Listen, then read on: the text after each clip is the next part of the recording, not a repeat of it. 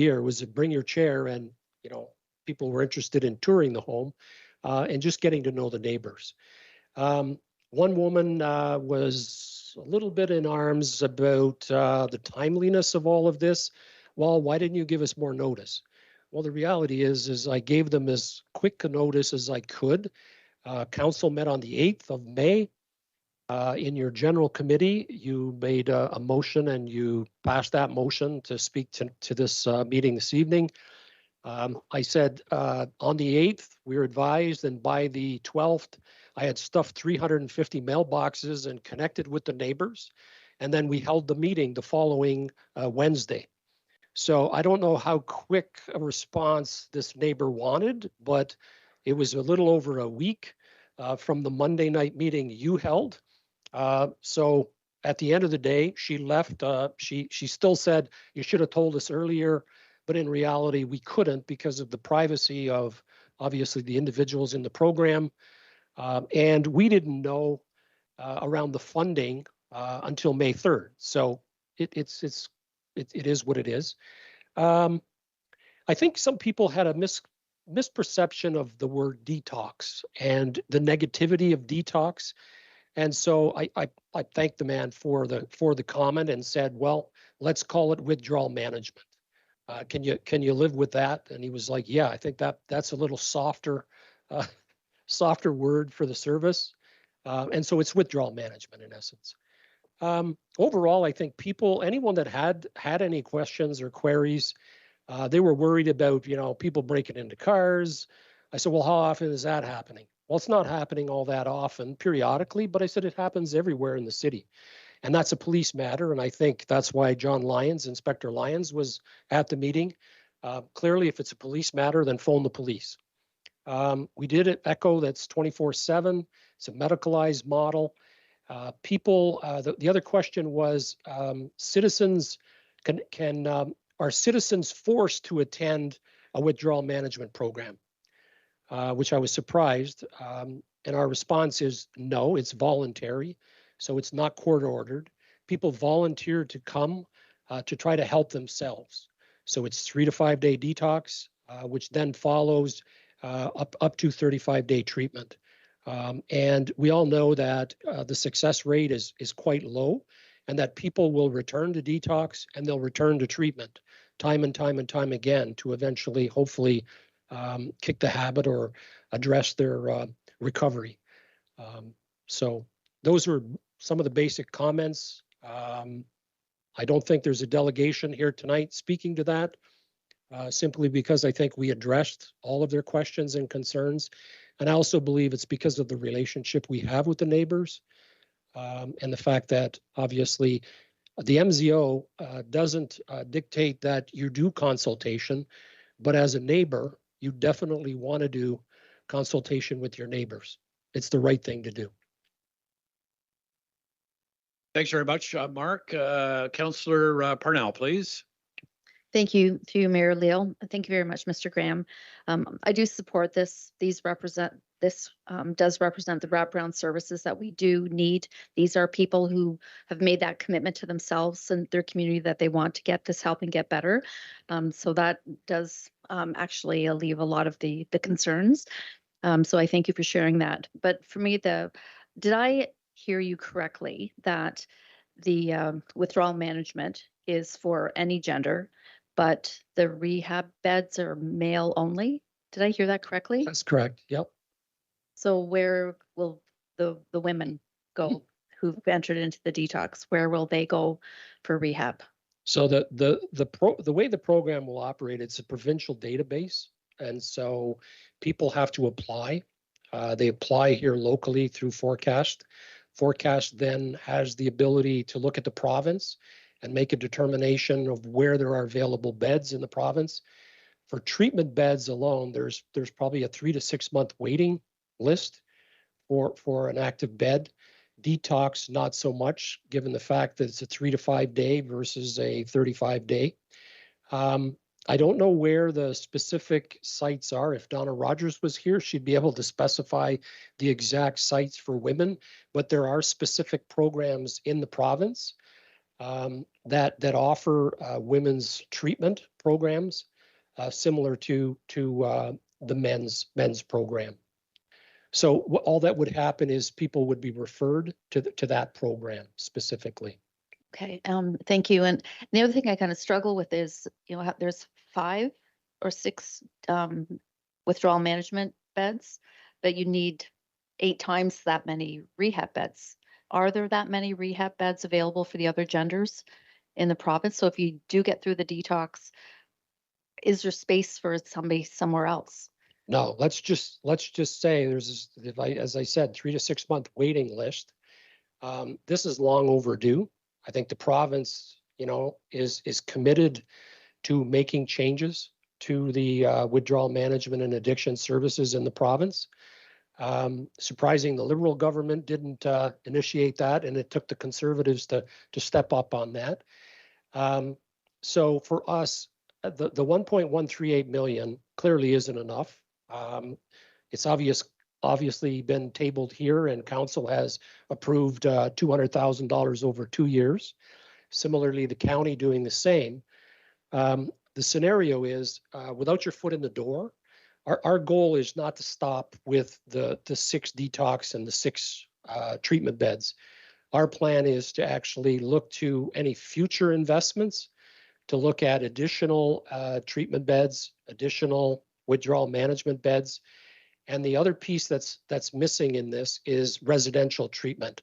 So after a person comes out of 35 days of treatment, to go back into the same home or the same environment that they've come out of is why the success rates is so low, is they end up using again, back into detox, back into treatment. So our hope is to look to expand this initiative as the government, provincial government, provides other initiatives going forward. But for us, it's a foot in the door. We're starting with 6 and 6. It isn't the ideal, but it's starting from somewhere. And this is long overdue, I think, in the province, in Peterborough, long overdue.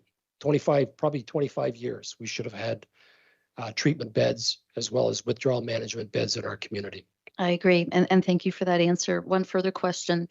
We were told that there were 5 counties involved. This is our catchment areas, the 5. So there's the city and the county, Haliburton, Kawartha. Yeah, it's 4 counties: Haliburton, 4? City of Kawartha Lakes, Peterborough, and Northumberland.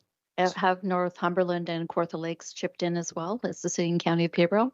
No, they haven't. But keep in mind, we're looking, because it's forecasts catchment for their services, and it's CMHA's catchment for our services.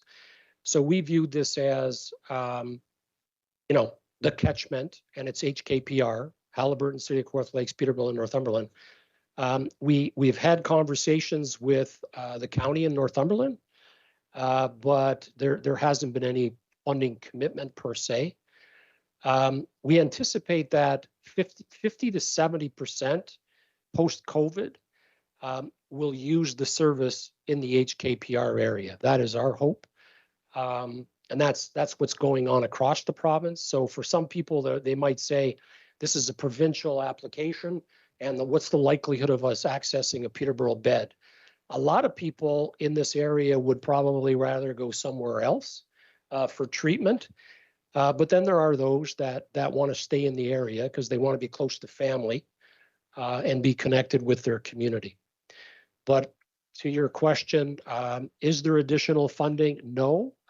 Would we be willing to receive funding from the county, Kawartha Lakes, Haliburton, and in Northumberland?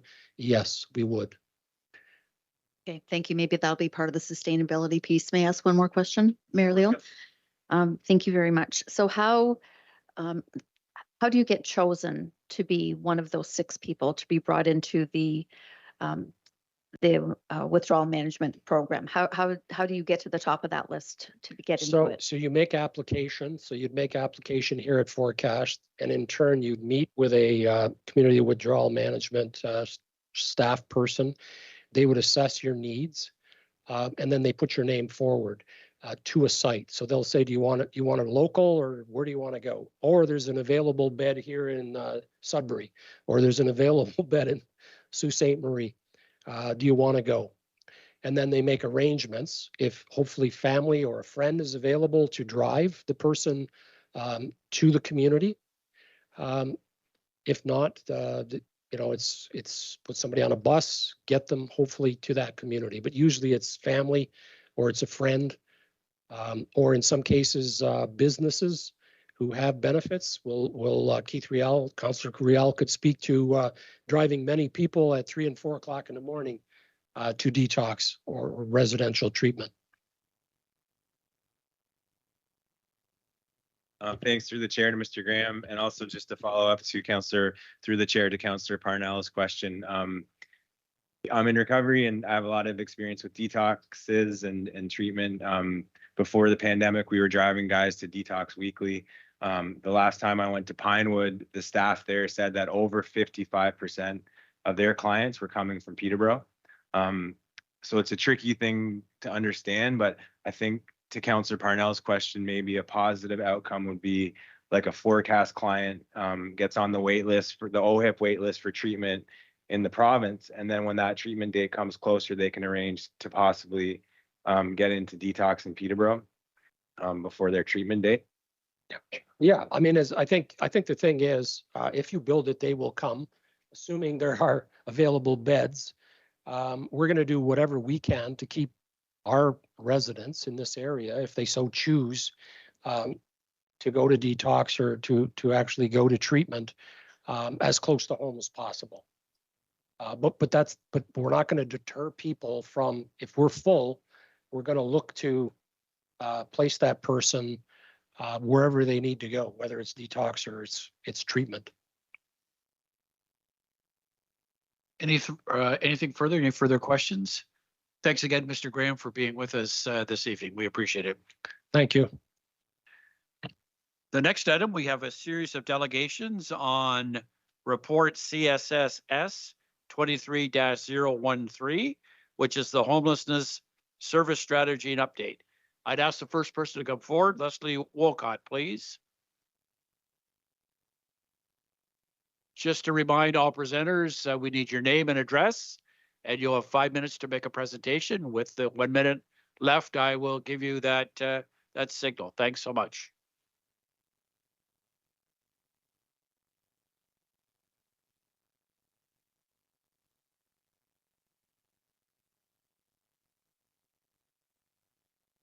Ms. Wolcott, please. Good evening. No, I don't think that's good. Good evening, and thank you for having me this evening. Just your name and address for the public record, please. Leslie Wolcott. I reside currently at 211 Dalhousie Street in Peterborough. Thank you very much. I'm speaking this evening with regard to the Peterborough homelessness strategy. Next slide, please.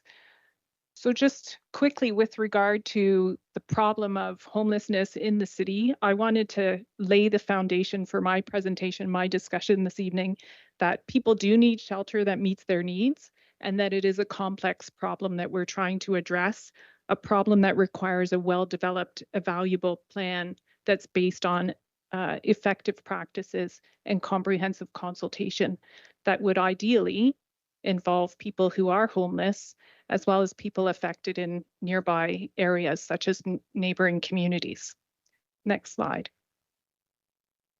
So in terms of the proposed concept at 210 Wolfe Street, I want to speak a little bit about the neighboring area. So this is an overhead shot of the block surrounding 210 Wolfe Street. So we're talking, because of the way Wolfe Street, Dalhousie, and Aylmer are, we're talking about a 600-meter perimeter. We're talking about 21 buildings plus 210 Wolfe Street.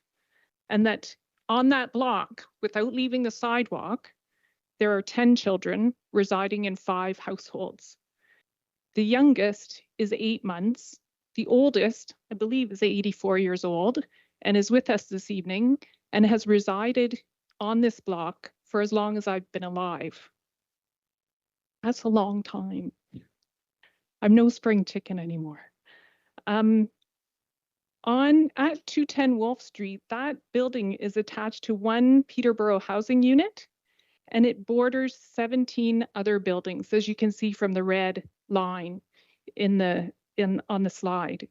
There are 3 on George Street, significant businesses.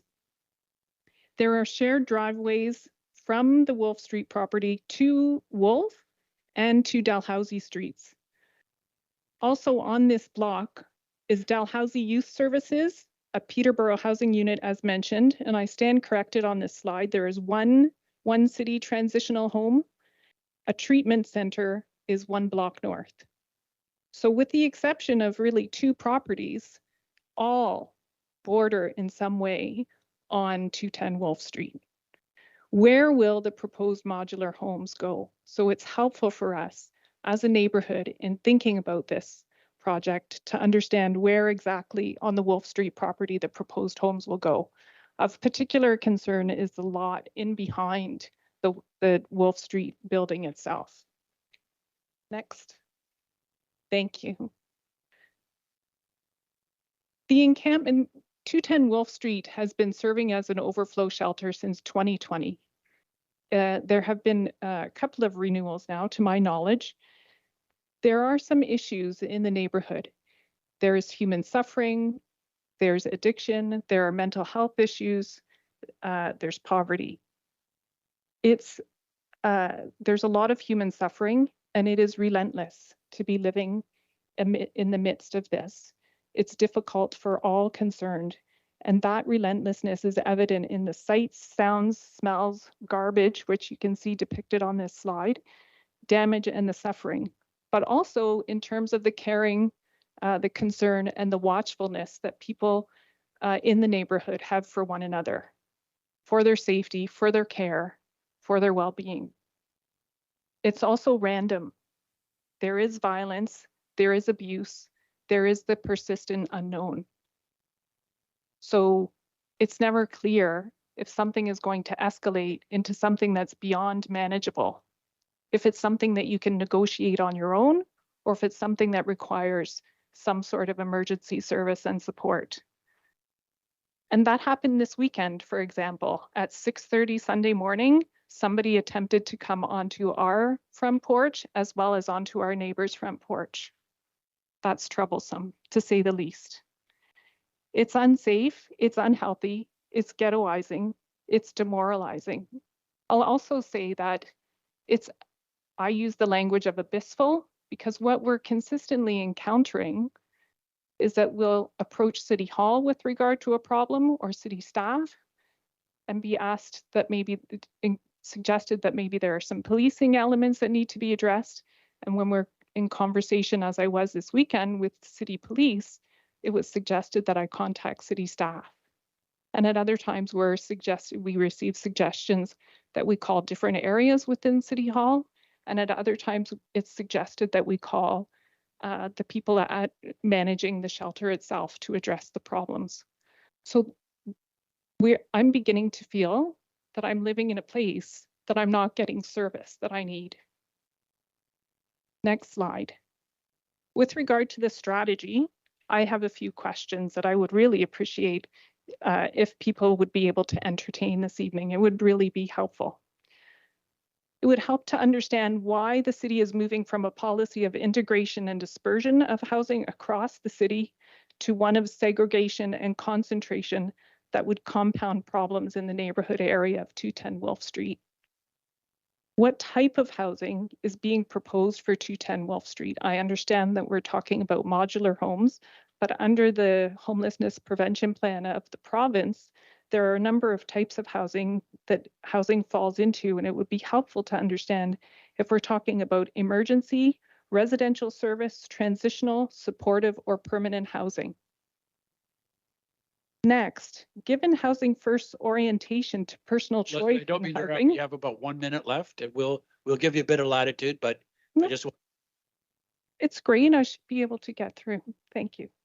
Given housing first orientation to personal choice in housing, how will it bring an end to tenting, for example, in the vicinity of 210 Wolf Street or elsewhere in the city? Finally, I'll ask, is this the best strategy for community safety in the area of 210 Wolf Street, given that there are so many unanswered questions by staff with regard to this plan? How can councillors be sure that we're going to be addressing this community safety issue through this plan? And you can see in this slide, I'm afraid the print is small, but if you'll allow, what is the purpose ultimately? Are there alternative approaches that will better achieve our purpose, whatever that is, once clarified? Must the modular homes be located at 210 Wolf Street? Why? Are there alternative sites? Is delegating authority to staff based on the concept fiscally responsible? How many will be housed at this site and for how long?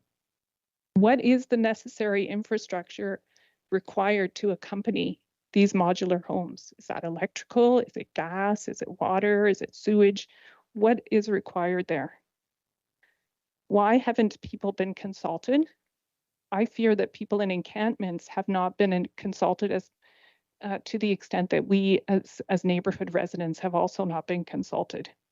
And what are the bylaws or specifications that will be guiding this build? Those are a few of the questions. I thank you very much for your time.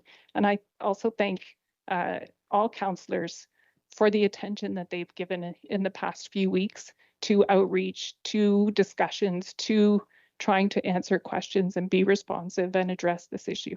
It is complex. Regardless of what happens with your decision this evening, I think it's imperative that we try to build, wherever this is located, try to build a community approach that builds the bridges between us and them in this complex issue in the community.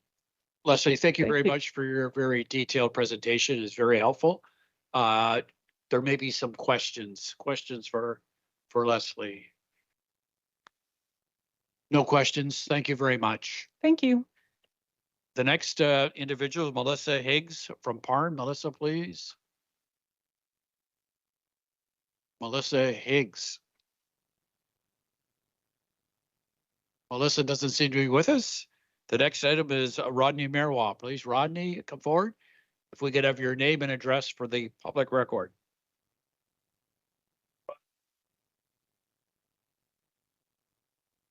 Apartment number, safety reasons. It's fine. Proceed, sir. I, Rodney Gerwald, cannot support the modular homes due to last issues with the overflow, also, security high costs. I am not supporting overflow to be extended as well. Regarding the one roof, we need a walking distance area. Regarding drug and alcohol questioning of the city councilors, I have 22 years and 5 months sober, and I struggle on a regular basis because of these drug and alcoholic people around the certain areas downtown. There's not supposed to be any alcohol or drug areas on the property while they're there. I find it struggling, triggering constantly all the time. Some days when I see this is not allowed on the property, and so on. Anyhow, regarding these homelessness, I'm hoping that the city will help these homelessness to get a social worker, and hopefully the social worker will help that homeless to find a place and deal with. I've been in the CMHA since 2002, and I had to wait like maybe about a year to get on the waiting list. And I tried doing it on my own, didn't work, and then I had to go and see a specialist that diagnosed me. And then when I got the approval, I finally got on the waiting list of the CMHA, and they phoned me in 2002, said that I had a place available, and I went and looked at it, and I got it. But yes, there is a waiting list, and I'm hoping for those that are homeless, hopefully the city would get these homeless off the streets and get them, find them a place within a less than a year or so. But with me, I had to wait 2.5 years maybe to get mine. So that's how long the waiting list was. Again, I've struggled with this. Like I cannot say the place, but it's constantly alcoholics coming in there and bringing their beers in, drinking on the premises, and doing dope, whatever. I find it a struggle. Like I'm going through it all the time. But as soon as I go through that stage, I just get out of the area right away. and the staff there are there supporting me, and I know that I have other people that will help me out. But the Peterborough Police have sponsored me for the hockey and that, and so on, other activities, and I'm thankful for them for sponsoring me personally. Tim Parkinson's sponsored, and he's constantly keeping in touch with me all the time, like saying, I know you're going through these struggles, and you just desire this and that. Be a like constantly like just be a gentleman and keep fighting your desires. So I'm going through it on a regular basis.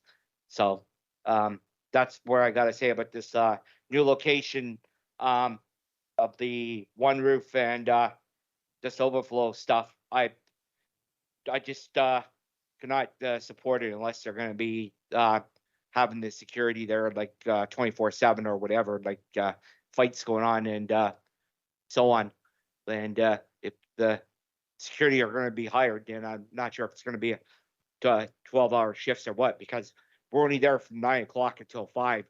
So, I mean, I personally think that the hiring a security guard in the one roof and the new location of the overflow is going to be a waste of money.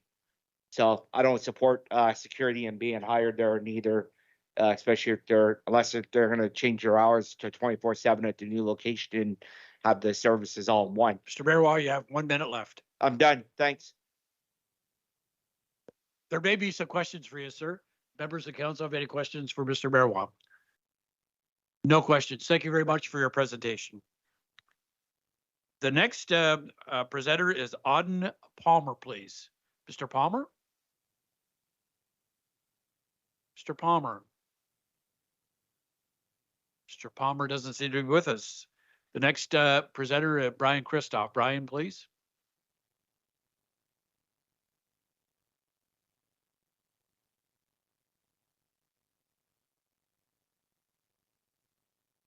Mr. Christoph, if we could have your name and address for the public record, and you'll have 5 minutes.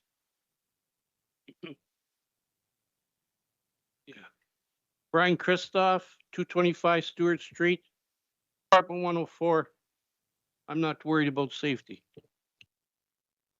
Proceed, sir. Since 2006, we have hit our share of speed bumps and detours. A worldwide recession, COVID, the increase of both food and rent, and for the second time in 5 years, Peterborough has the highest crime rate in Canada. This needs to change. So how do we combat homelessness using tiny homes as a permanent supportive solution? The approach, of course, we create permanent supportive solutions, not a permanent solution. This means ensuring those who are temporarily without housing have a safe place in a safe space where they will have the issues that lead to their situation addressed directly and in the best way possible. If it is an addiction issue, counselors will be readily available. If it is mental health, then the correct specialist must be readily available, and so on.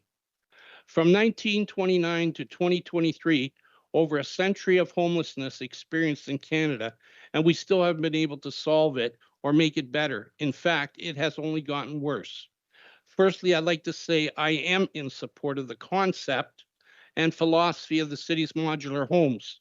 It is a good and positive start towards addressing drug abuse and homelessness in Peterborough. I'd also like to thank Peterborough MPP Dave Smith's announcement regarding, well, you already heard that. I won't touch that part there. Mayor Jeff Leo, our elected council and city administration have a huge obstacle to work through. You have the task of deciding how the modular homes will be best utilized and setting this project up for success. Who gets them? What type of modular homes will be available? And where will they be distributed in the city? You also need to think about the wraparound programs and make sure they have the necessary tools they need to be efficient and successful also. In 2016, there was a study on the Canadian model for housing and support. The study was a program for veterans experiencing homelessness and saw the positive impacts by providing housing to those individuals. After the first year, the program showed a cost savings of $536,000 a year due to reductions in 911 calls and emergency shelter stays. Vancouver has experimented on modular homes and have taken some keen insights that are applicable to Peterborough. Police and ambulance statistics support the belief that it's easier to get a fresh start when living away from the downtown. This is a quote about a woman, Farah McCallum, a drug user who succeeded in turning her life around through Vancouver's temporary modular housing program. She stated, being away from the downtown east side has helped me, man, so much. If I was at the modular housing by Main Street, I wouldn't have got it all together. It has to be away. Downtown is where they have access to all the bad habits. Spreading out and away from the town core limits those bad habits and distributes the strain equally across the city. When the modular homes are dispersed from the proximity of high-risk activities. Penny Gersten, a professor of regional planning at UBC and director of the Housing Research Collaborative, has said, I think what's more telling is the fact that there's no incidences or very few. In the rest of the sites, I think that's actually a really good sign, showing that temporary modular housing is working. Peterborough's homeless and low income needs our support more than ever. I'd like to see more accessible housing so those who live with disabilities do not have to fear eviction. Maybe a healing lodge for rehabilitation of First Nations. Housing is built over years, not months. In the interim, we need to get these people housed, clean, and safe. Cameron Gray, a former social housing planner for the city of Vancouver, said, social housing will focus on more the needs where needs tends to be higher. He said, but on the other hand, there is a desire to disperse and to make sure there is not an overconcentration or not to exaggerate the overconcentration that's already there, depending on your perception. There are more reasons to accept and promote this plan than there is to reject it. I'm going to end this. Do not think of today's failures, but of the success that may come tomorrow. You have set yourself a difficult task, but you will succeed if you persevere.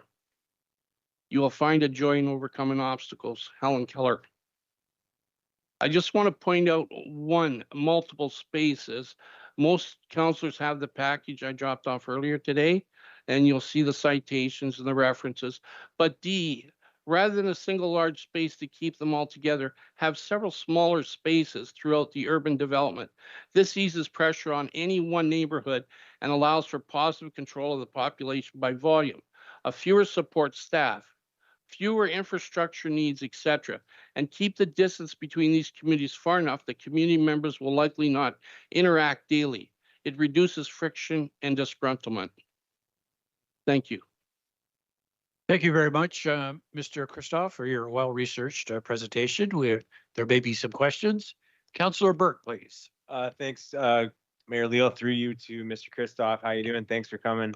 I appreciate your knowledge and expertise and also your connection to our unhoused community on these issues. And thanks for the talking points. Do you have any sort of general sense of how successful this type of purpose-built unit that we're offering will be for our unhoused community?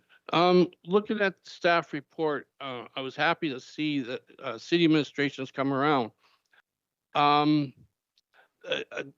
It was really hard to understand what exactly we're going to do with Wolf Street.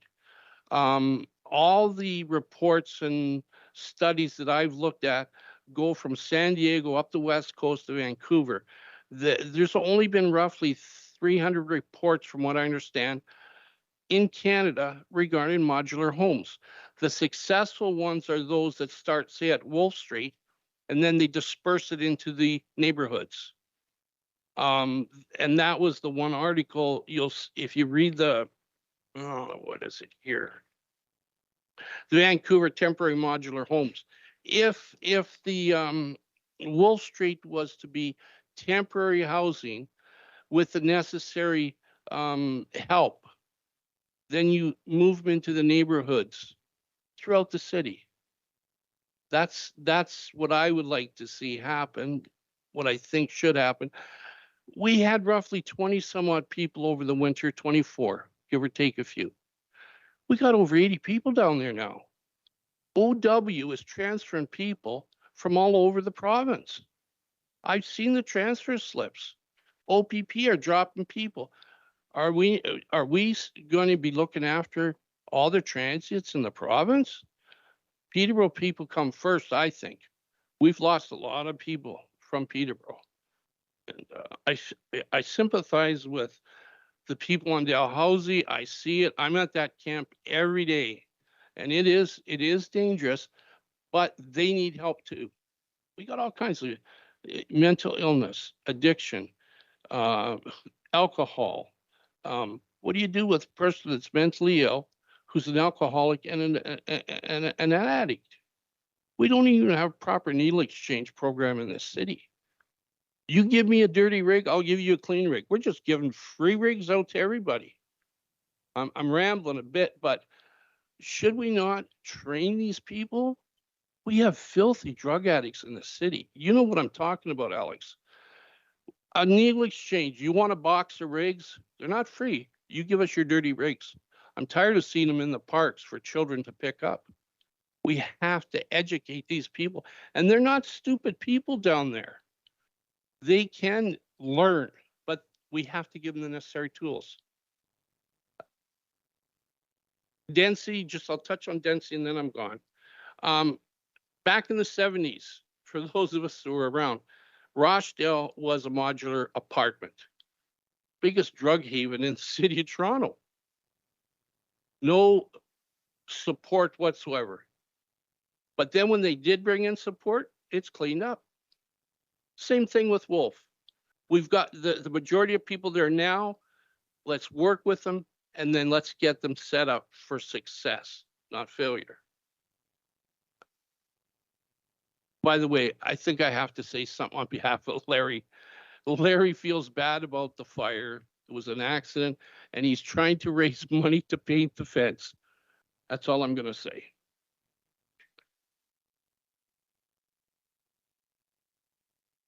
Thank you.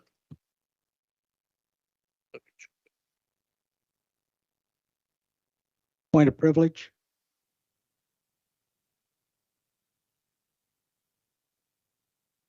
We just came out of a closed session meeting that I can't talk about. I think we need to go back into closed because of what we learned in the closed session from our solicitor.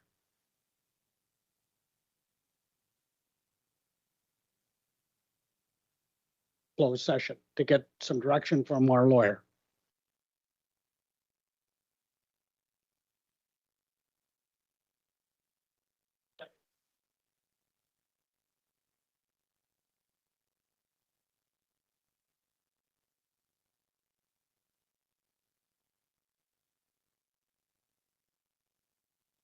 That's fine.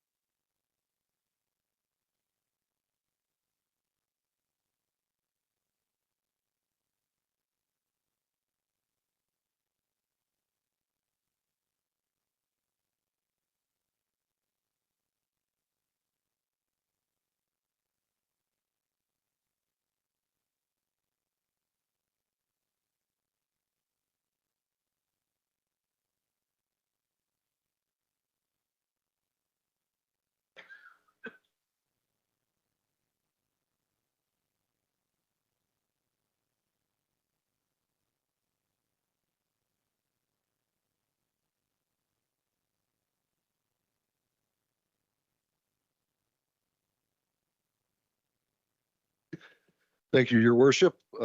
My name is Mike Melnick, 192 Dalhousie Street, where I live and also operate a business. My wife and I and our fierce guard dog, Rosie, live there. I just want to say something that when my neighbor, Leslie Wolcott, announced that there is an 84-year-old in our neighborhood, Mark Graham looked directly at me.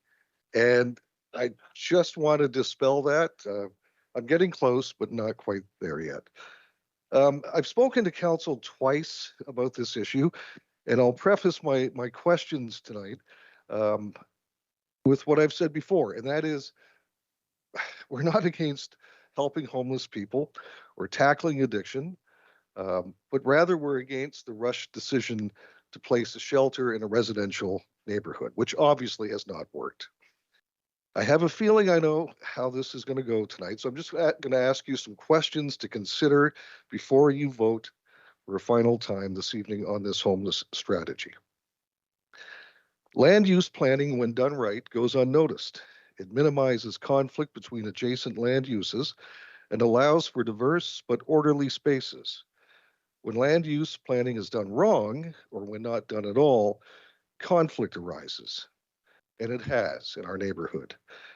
Given the conflict that has arisen and the number of police, fire, EMS calls to the Wolf Street property compared to other city shelters, you have to honestly believe, or do you honestly believe this is the best and only site for modular units proposed in the latest report? Mr. Riel, at a meeting on Thursday with our neighborhood association, asked, anybody know where Cameron House is? We didn't, because it's been properly planned. Everybody knows where 210 Wolf Street is now. Given the city has ignored its own zoning bylaws with respect to 210 Wolf, should this report pass, will the city rezone Wolf Street property and hold public consultations? Regarding staff's request for delegation of decision-making abilities, that really jumped out at me. Isn't that like issuing a blank check to staff? Considering it is council's job to oversee the spending of taxpayers' money, will you consider amending the plan tonight and breaking it into phases, with each phase dependent on council approval? For example, if the first phase is gathering costs, how much of the units? We don't know. How much is security? We don't know. Those are the answers we're getting. So your first phase is coming up with the costs of everything. And what if it turns out to be $2 million over the 3.5? I've never had a home renovation ever come in under budget. So at that point, does staff just continue on, or does council actually have the ability to stop the process and regroup with public consultation? Will you consider pausing to initiate a county-city summit to find short, medium, and long-term solutions to homelessness? It could be chaired by your worship, include taxpayers, social service stakeholders, business leaders such as landowners, developers, our MPP, perhaps our MP. And I know what staff is thinking. This would take way too long, but I would like to suggest that it could happen fairly quickly. Look how fast the federal government sent out support to individuals and businesses when COVID hit. It was within 2 months. So things can happen quickly in municipal government. Have you considered, another question to ask yourself before you vote tonight, have you considered how the city is exposing itself if this plan doesn't work? And finally, I have to ask, the report you're voting on tonight, is it really a plan, or is it an idea? Is it a concept? I think it's a concept, and you're voting to say yes to 3.5 million without any details. I find that disturbing. I think it's basically a Hail Mary pass. And on that note, in closing, I would suggest those of you who vote for it tonight, go home and pray to God it works. Because if it doesn't, this will be your legacy. Thank you. Thank you very much, Mr. Milnick. There may be some questions for you, questions from members of council. No questions. Thank you again for your presentation. The next presenter is Alex Kempf, please. If we could have your name and address for the public record, 5 minutes, and with 1 minute left, I'll let you know. Please proceed. My name is Alex Kemp. I live at 192 Elmer Street North. That's on the same block as the overflow shelter. Please commence. So on Thursday, May 18th, I and a group of neighbors from Dalhousie, Elmer, Wolf, and George Street met with members of council to discuss the recommendations proposed in the report before you today. I understand that a number of you wanted to attend that meeting, but were unable to. So as the chair, I'd like to take a moment to recap what we discussed for the record. Our questions as neighbors focused on 3 key themes: location, consultation, and safety. First, we wanted to know why 210 Wolf Street and the Rehill lot were selected. The answer that we received at that meeting was that the property is owned by the city and it's close to downtown and people are already there, so we're meeting them where they're at. But I want to remind you that the shelter and surrounding encampment didn't magically appear there. It was put there in 2020, allegedly temporarily. Since then, we've heard over and over from city staff that this is a bad location for a shelter for a number of reasons, not the least of which is the impact that it's had on our neighborhood. So why double down? Why institutionalize a location that we already know is a problem? Unlike the MZO requested by CMHA that's also on the agenda this evening, there was no consultation when this report was prepared. Yes, staff met with service providers, but did they consult with the homeless individuals who are expected to use the temporary modular units? Because we know that availability of shelter beds does not necessarily equate to erection in tenting. Did they meet with police, paramedics, firefighters? Did they discuss the plan with other departments within the city? For example, planning, public works. They certainly didn't meet with residents. Mayor Leal had to add that amendment to the list of recommendations himself. Thank you, Mayor Leal. When we asked if council would consider deferring the recommendations in the report until meaningful consultation can take place, we got an emphatic no. During the presentation on May 8th, staff indicated that consultation would take place only after these recommendations were approved. Why not before? The report also talks about the safety issues in the neighborhood. During the meeting on Thursday, I asked residents and business owners by show of hands, how many of us had someone use their property as a public toilet? How many had picked up drugs or drug paraphernalia off the street or their property? How many had property stolen? And how many have experienced a break-in or attempted break-in at their home or business? Nearly every person in that room had their hand up for every single one of those questions. It's so bad, there are business owners who are considering leaving the area.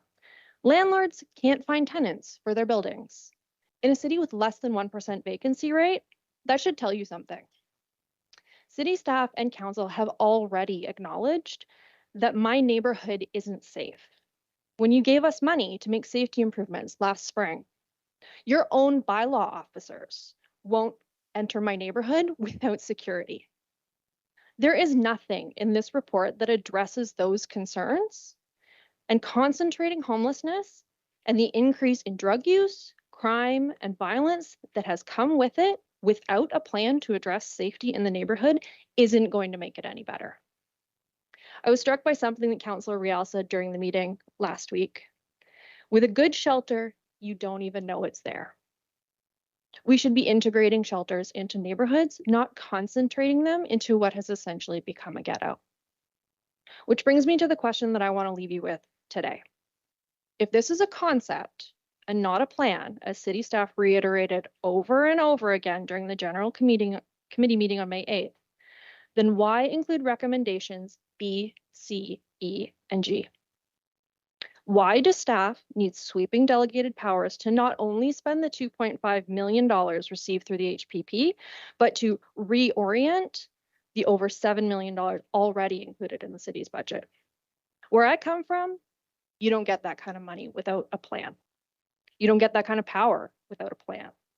Plans include costs, timelines, outcomes, evaluation. None of those things are mentioned in this report. How many additional people will be housed? At what cost? How long do I have to live like this? Those are all reasonable questions, and they're questions that should be answered before you improve the recommendations in this report. So please, I am begging you, get answers to those questions before you approve this report. Thank you. Ms. Kemp, thank you very much for your presentation. There may questions. Councillor Duguay, please. Thank you, Your Worship. Thank you for your presentation. I know it's not easy to address, particularly this difficult subject. Can you confirm, I just didn't get your address. 192 Aylmer Street North. 192 Elmer? And are you on you're on the north side of Elmer Street, correct? South side. South side. Okay, thank you. Thank you, Your Worship. Any further questions for Ms. Kemp? Thank you very much for making your presentation and being with us this evening. The next individual I'd like to call out Marlo Bork, Wolf Street and Area Neighborhood Association. Please come forward, sir, for the record, your name and address, and you have 5 minutes. My name is Marlo Burke. I live at 208 Dalhousie Street. Just at the outset, our household has always been very sympathetic to this. As a child, I lived in a car. What I'm trying to get across here is how bad this has become. I wouldn't be here if this was just a couple of incidents now and then, because I don't want to make people's lives more difficult that are already homeless. It's a big problem. And it's a problem that's much larger than the city's resources can handle. And I see this. My sympathies lay with these people. But I'm also thinking if it's as bad as this outside in the immediate area of this particular encampment, how bad is it for the people inside the encampment who are being terrorized by the people that are terrorizing the rest of our neighborhoods? It's very difficult to live with this on a daily basis. Um, I it's hard for me to stand here and actually talk against doing something about it. It's not that we're against it. It's just I think we really need to think this through because what happens if we make a decision that doesn't work is that we're going to take the suffering that's going on there and just spread it out and move it around, and it doesn't address the fundamental issue. The question I have is what kind of liaison are we doing with the federal government and the provincial government? Because this is a problem that is that it's society wide. I mean, all across North America. A small town, it's a city, but a small city like this doesn't have the resources to handle a problem of this size. Some of my concerns with what happens if we put this here on a more permanent basis, what if you get 90 people that show up for 50 spaces? Where are those other 40 people going to go? I mean, if the police are hesitant right now to engage because they don't want the optics of looking like they're harassing people that are already suffering, what are we going to do with those 40 people? I mean, it's almost as if we're setting ourselves up for some kind of huge conflict that we don't want to have. The people in our neighborhood don't want to be adversarial to what's going on there. We've always had people in our neighborhood in transition. We live right next door to a forecast house. I'm at 208 Dalhousie. Next door to us was a place called the slaughterhouse. A few years back, the police finally went through there and cleared out the drug den that was going on. And we've had bike theft rings. But all through those years, we didn't complain to the city because we understood we live in a downtown core. There's going to be more of that down here because this is where the services are. And it's part of the reason I'm here is I like the diversity of people that are there. To finish off, just to share a story of how bad this has become. One of our neighbors in that household next door who would sit and speak to my wife for many hours at a time about our garden at the front. He was in a wheelchair. Around fall last year, his wheelchair was stolen. Now, this is a person who lived in a one-bedroom house, like a little apartment at the back of that with a staircase that led up to it. It took him 3 or 4 minutes to get up that staircase because he couldn't walk. That problem was taken care of. He got a new wheelchair. 2 weeks later, I see him crawling up my staircase in tears because somebody stole his wheelchair again. And this is a client of Forecast. So we have to take a look at what's going on down there and figure out who is causing this, because the people inside the encampment are suffering and the people outside the encampment are suffering. And I don't know if the idea that's floating around here is going to solve any of that. What you'll be addressing is the fact that instead of freezing in a tent, you'll be living in a wooden house. And it doesn't change anything else in that equation to me. I'm not sure where the police are in all of this. I understand how difficult that would be for them. And when we had an officer come to our house because we recently had a break-in, he was sort of at a loss to tell us what to do. He actually said, contact your council and try to push for solutions. I mean, I think all of us are in this position because nobody here doesn't want to solve this problem and help people. Peterborough to me is the people I've met and the people I've lived with here are some of the finest people I've known. And I just feel like our entire community wants to solve this, including all of my neighbors who are suffering under this. And just to be perfectly clear, the closer you are to that encampment, the worse this is. So people who overlook it, who are right backed onto it, have had threats, have had stuff thrown in their windows, have had people yelling at them constantly. It's impossible for them to live like this. And they've done nothing but live there for a long time, and this has come to us. I feel as if our neighborhood is under siege.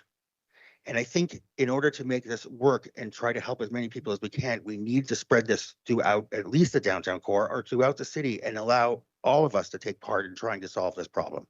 Because my fear is what happened in New York when I was a kid. We used to go to the Lower East Side with my mother, who was a heroin addict. Now, my sister and I would go walking and we would go down Delancey Street and we would look at all the stores. Well, Mayor Koch came in and they had this zero tolerance policy and everything went underground. Within 2 years, it was a combat zone. It was unsafe for anyone to be there. People were getting shot left and right. It turned into an unbelievable ghetto. I don't know if anybody know what happened to New York in the 1980s, but we watched it happen. These stores closed down. People disappeared off the street. There was no place to go. people were getting shot in buildings behind alleyways. The violence went through the roof. So I worry that that's going to happen in our neighborhood and in downtown Peterborough. And because that's some of the first places people see when they drive into the downtown, what is that going to do to the community around here? We have doctors that are thinking of trying to get out of there. And we desperately need doctors in this town. So I just hope that when you're thinking this through, that it's been fully researched and we've pressured the province and the federal government to do something about this, because we're not really set up to handle this number of people. It's not a small problem. And I do appreciate everything everybody's doing. I'm not here to say that I'm not angry. I just get that. I'm honestly glad that it isn't something I have to figure out, because it's absolutely intractable and it's depressing and sad. And I just feel like our neighborhood is bearing the brunt of this. And I would ask that you keep that in mind while we look for a solution to the problem that we're all dealing with. And thank you very much. Thank you very much for your presentation, Mr. Bork. There may be some questions for you, sir. Any questions for Mr. Bork? Thank you very much, sir, again for your presentation. Thank you very much. The next individual, Lillian Dart from the Peterborough Drug Strategy. Lillian, please.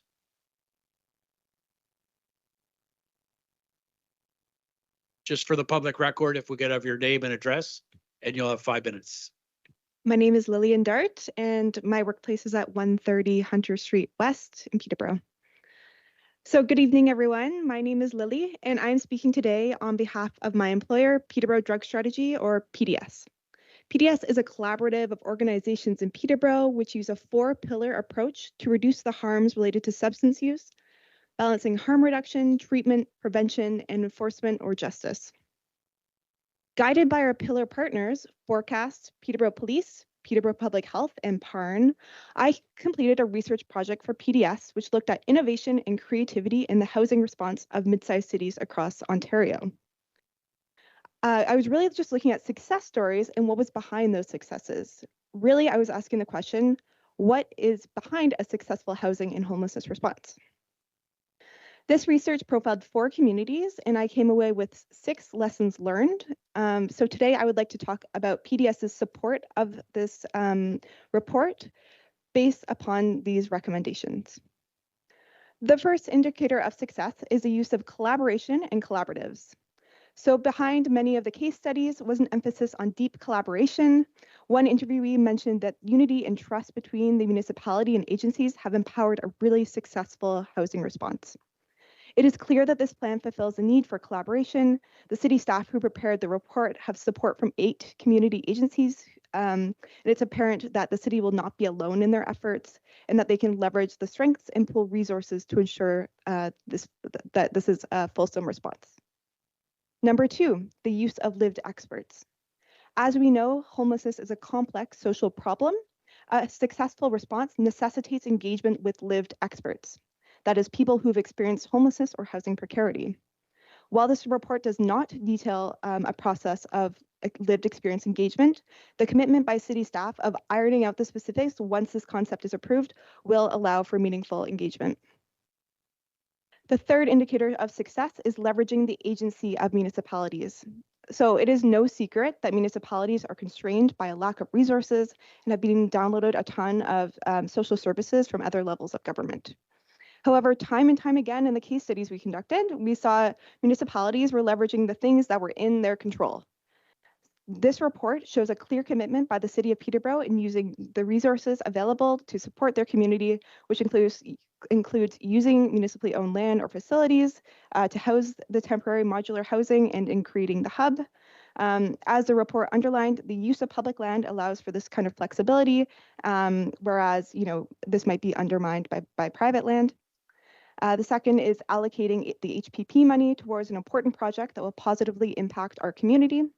And finally, advocating for the longer term. The report highlights that city staff will work towards planning and implementing longer term solutions and the coordination of resources to achieve this. This will require conversations with other levels of government. The fourth success indicator is the initiation ability of municipalities. So the report and the concept represents a giant step in Peterborough's response to housing and homelessness.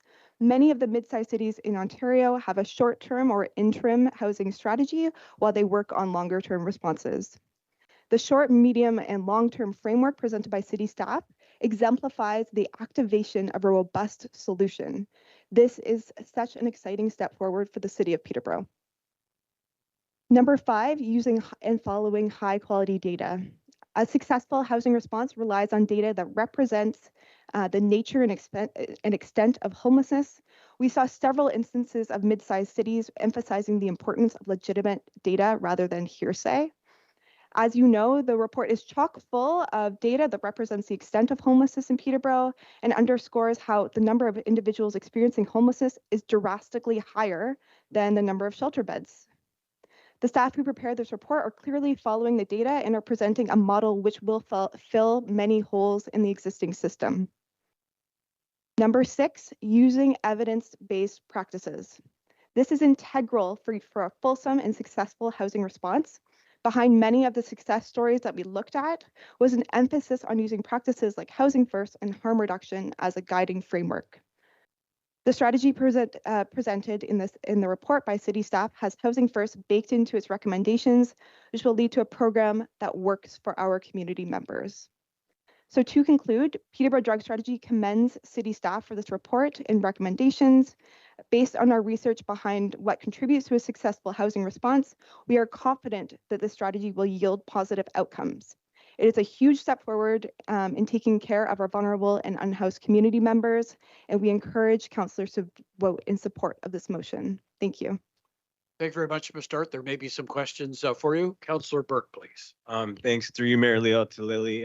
Why did the Peterborough Drug Strategy take on this project? Yeah, thank you. So through you, Mayor Leal, thank you for the question. So a few things here. The first is that, Peterborough Drug Strategy, obviously we focus on substance use. However, I think as many of us know here, substance use, mental health, and the housing and homelessness crisis all intersect. And we believe that housing is harm reduction. So we want to find ways to meet the needs of our community members. And really, PDS is a collaborative, and we wanted to respond to community need. Councillor Crawley, if you don't mind if I quote you, back in December, you said, "It behooves us as a council to look for new and radical ways to address homelessness." I keep quoting you on that because this is what we're trying to do. So we really wanted to find solutions, and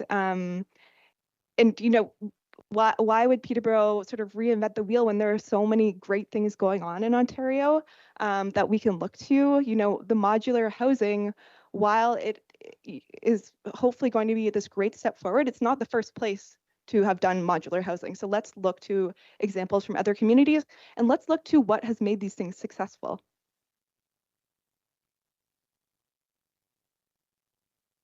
Questions? Any further questions? Thank you very much for your presentation.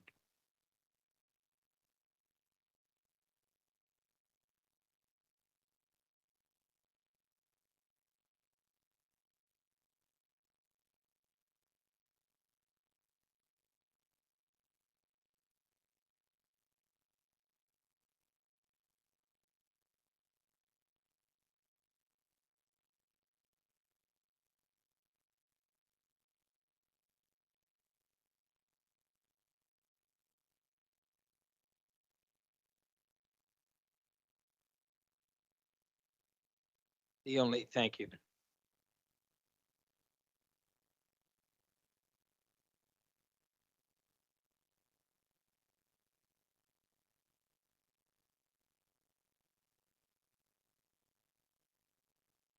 Ten A4. 10A4. 10A4. 10B1. 10B1. 10B2.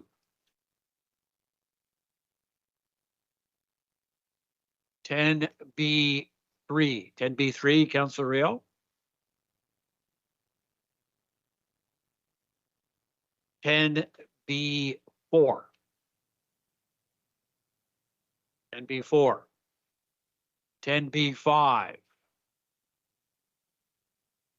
10B6. 10B6, Councillor Rio. 10B7. 10B8, 10B9, 10B10, 10B11. That one's been pulled because there's been a declaration there, but Councillor Riel, you want that one discussed? 10, okay. Madam Clerk, we have for discussion 10B3, 10B6, 10B11. All other items are on consent. We'll get someone to move the consent motion. Councillor Burke, the seconder. Thank you, Councillor Purnell. We will vote on the items that are included in the consent motion.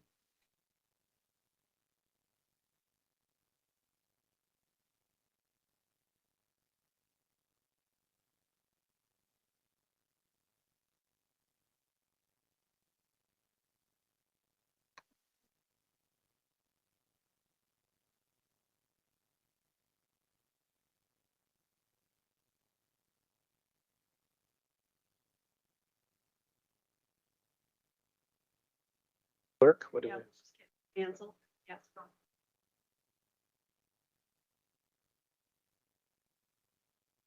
So just to review, Mr. Mayor, on consent tonight is 10A1, 10A3, Yes. 10A4, Yeah. 10B1, 10B2, 10B4, 10B5, 10B7, 10B8, 10B9, and 10B10. Correct.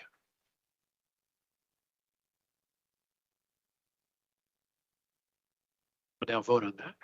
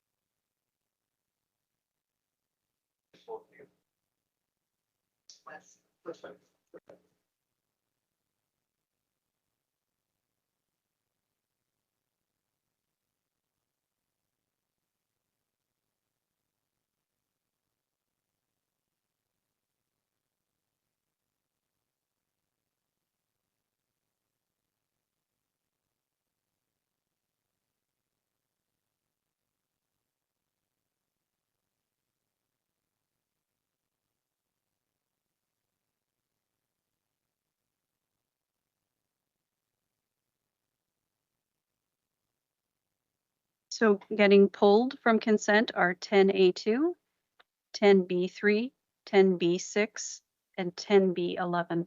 Everything else is consent.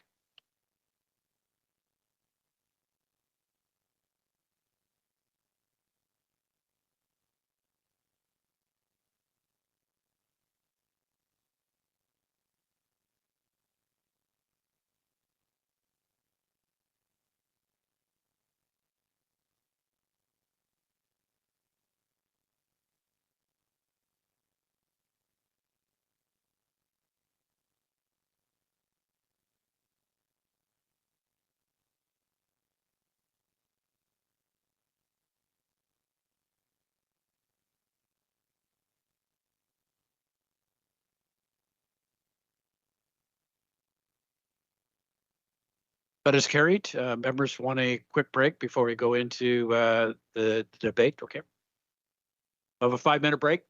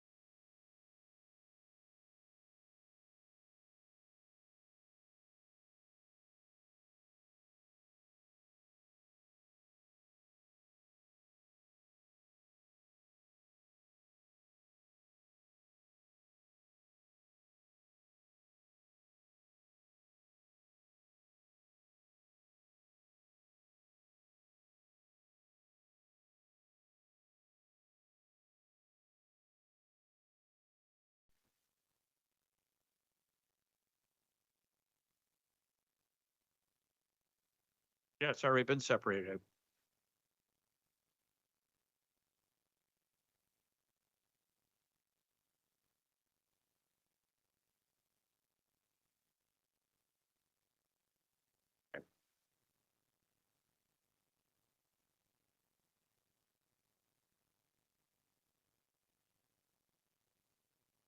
We're waiting for Councillor Crowley. He's out doing his press conference. Oh, okay. Councillor Wesley Addison. He wasn't here in April. Councillor Duguay, is Councillor Crowley out here? I'm cognizant of,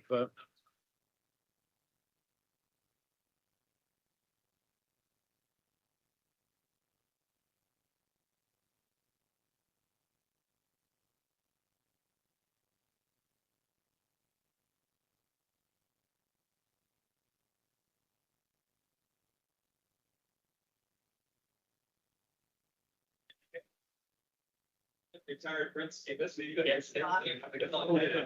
okay, Claude, so we'll now, we'll reconvene council. First item up for discussion is item B3.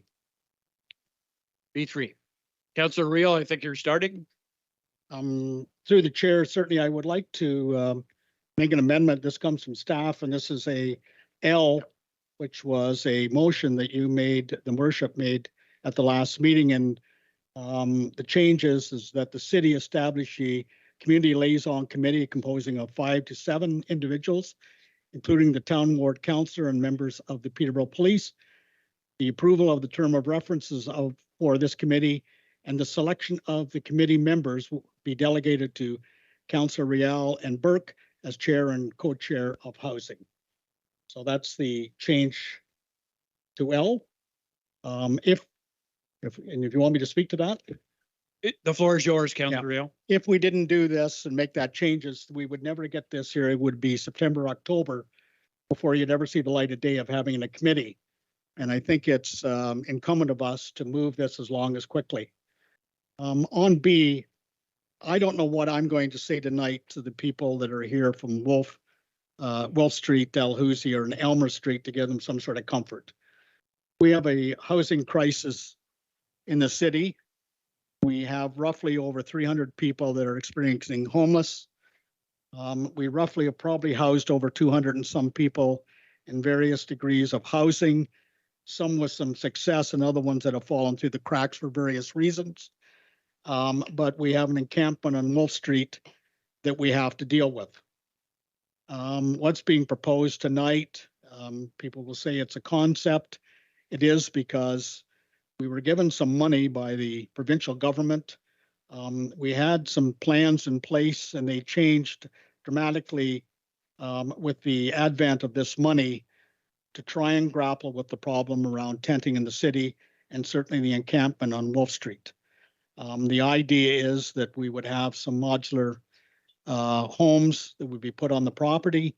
There would be a larger building that would be for showers, laundry service, and a washroom facility. Also, there would be kind of a main room. And this is the first time that we've had a buy-in for a majority of the agencies that deal with these people, whether it's addiction, mental health, medical, employment, whatever, of how we can deal with these people. There seems to be some sort of myth that a lot of people are migrating into the city. They've heard about this plan, and certainly they're lining up at the gate with their duffel bags and all this stuff, and we're going to house them. We have what it's called the by name priority binary list. We know most of the players. We know how long they've been homeless, and it's to those people that we are housing the modular housing for. We now will have a captured audience where we can try and run a program for these people to get them stabilized so then we can move them into transitional housing. And then once we do that, then get them the affordable housing that we hope to build in the city of Peterborough. A building affordable housing is very, very expensive. When we looked at the first blush, of borrowing $300 to $400 million to build as much affordable housing. I don't like that word. I think what we need is rent here to come housing. It's very, very expensive.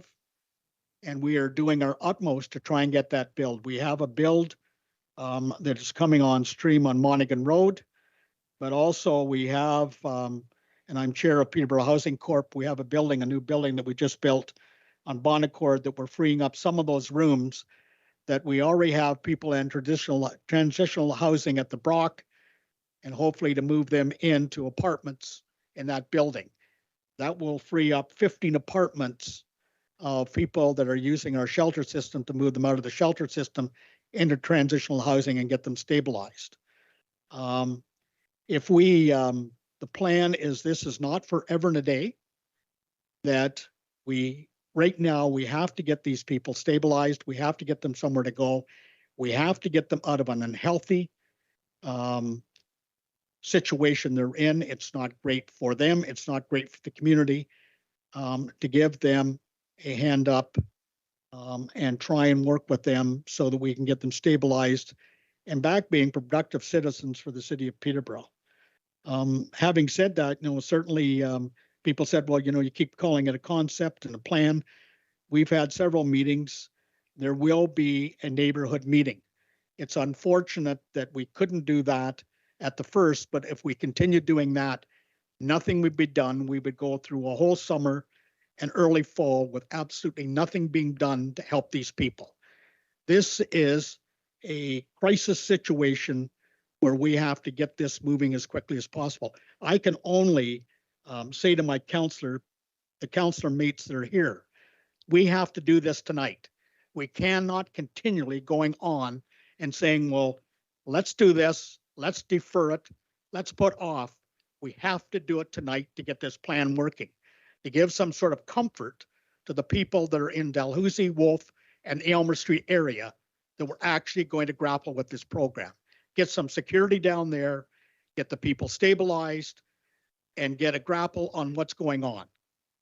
Is there going to be bumps in the road? Absolutely. I'm not going to sit here and lie to you that it's going to be perfect, but we're going to learn by our mistakes, because the next phase will be rolling it out to parts of the city into modular hubs and not all centralized downtown on Wall Street.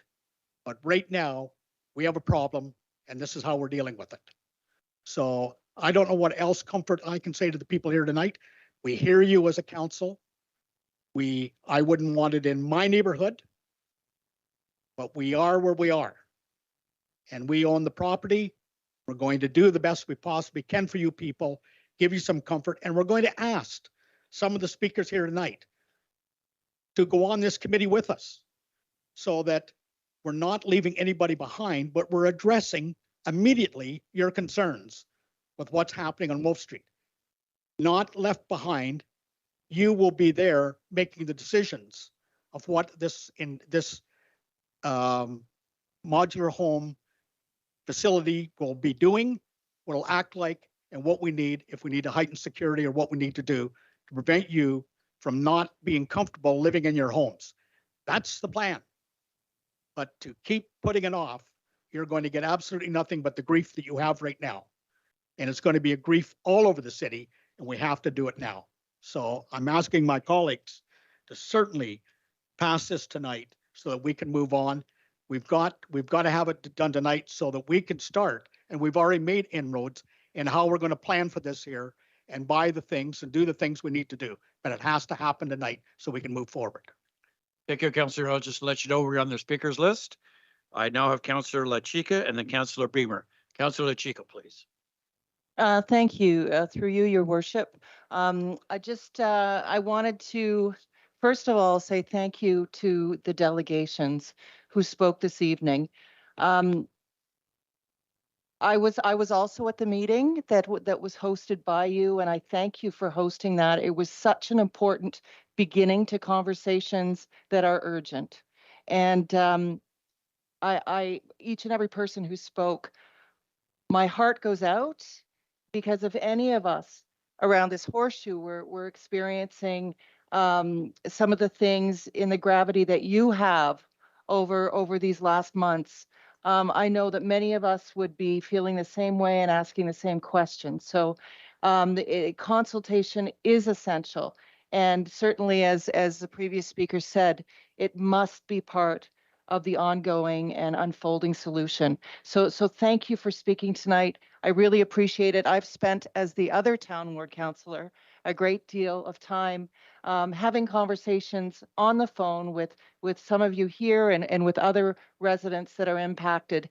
And, you know, initially last fall, when we came forward with our motions around winter strategies, it was me that had brought forth the motion about a housing first presentation to be included in this spring report. So I just wanted to make a friendly amendment because I am very engaged and as part of the Downtown Action Committee to have it. I heard singular town ward councilor, but that the town ward councilors, plural, be part of the ongoing process that occurs. So I would hope that the Councillor Riel, if you would be amenable to councilors.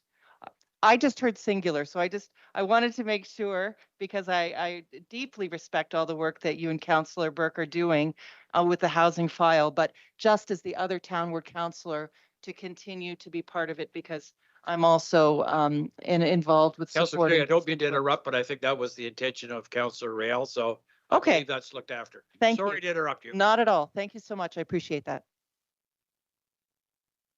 Beamer, please, then Councillor Duguay. Councillor Beamer, please. Thank you, Mayor Leal. Appreciate that.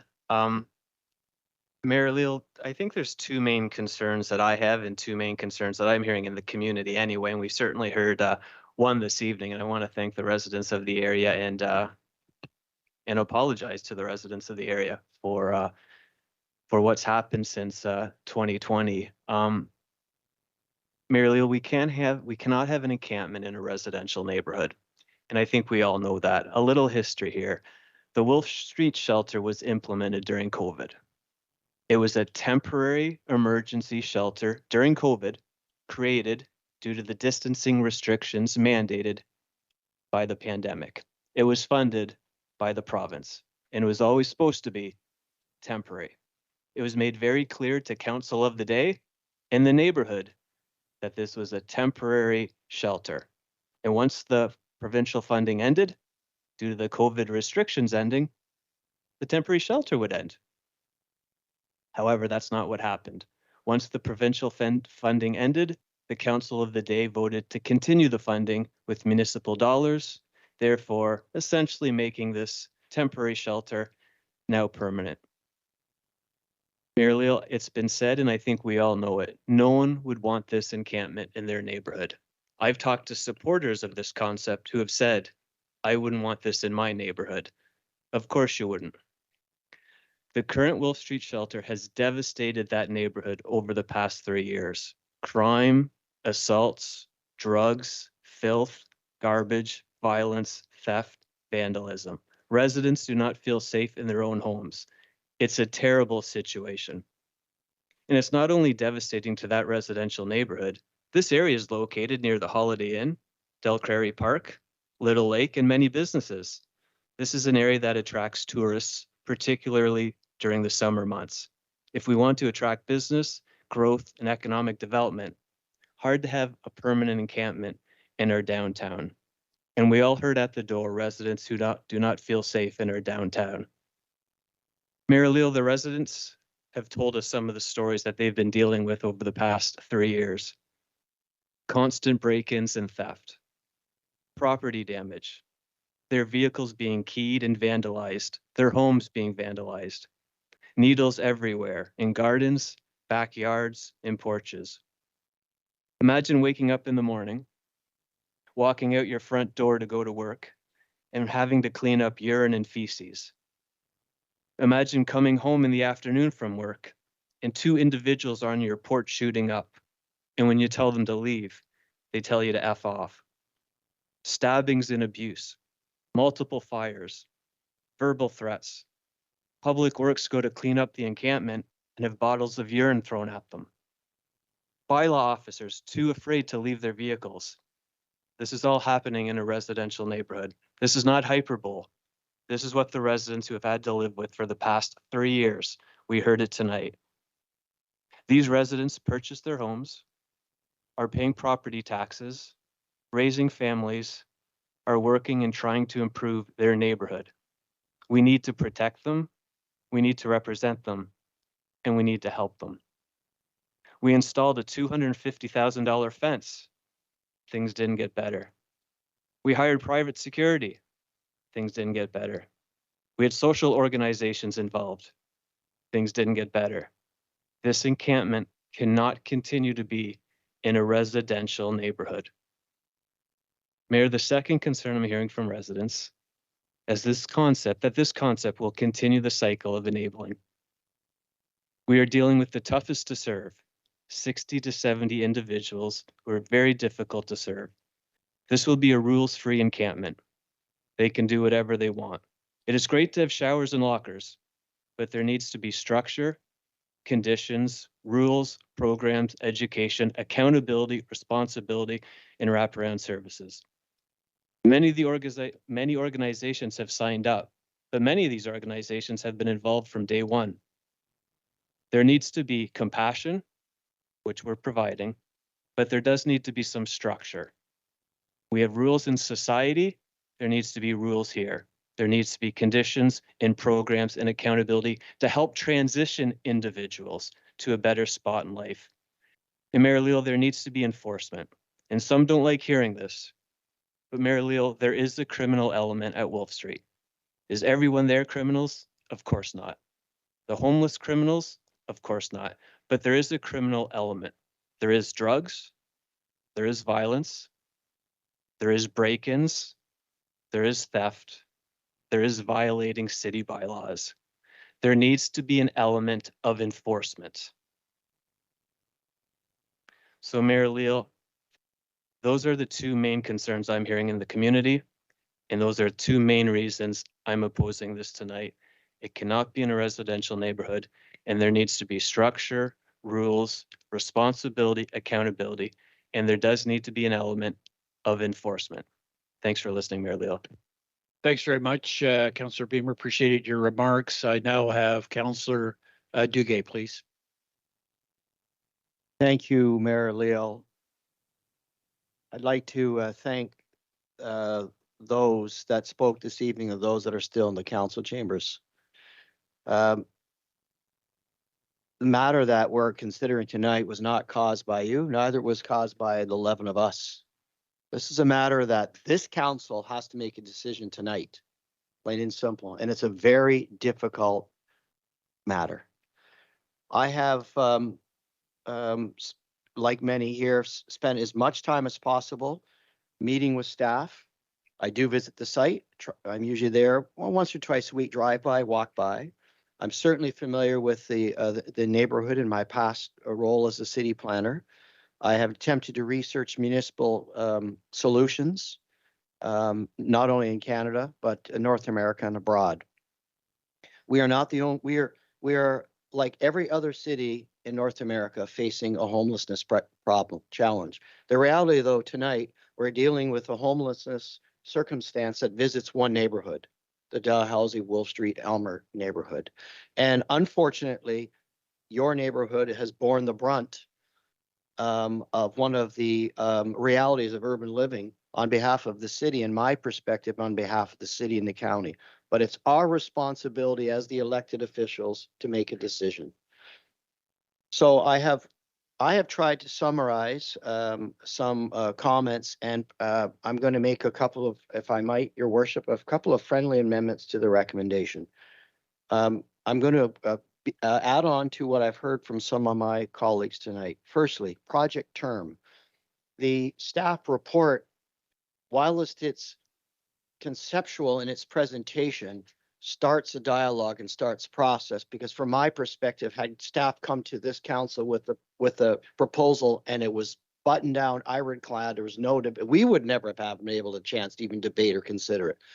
I appreciate the fact that it's conceptual in its intention and its delivery. So I am suggesting as an amendment to the motion, a project term. Because the word temporary is used, and I think it's important to everyone here, 11 of us, plus the many that are in attendance, the many are listening, that a project term to delineate, to specify, confirm temporary be an 18 to 24 month time frame. It could end earlier, but it cannot end later.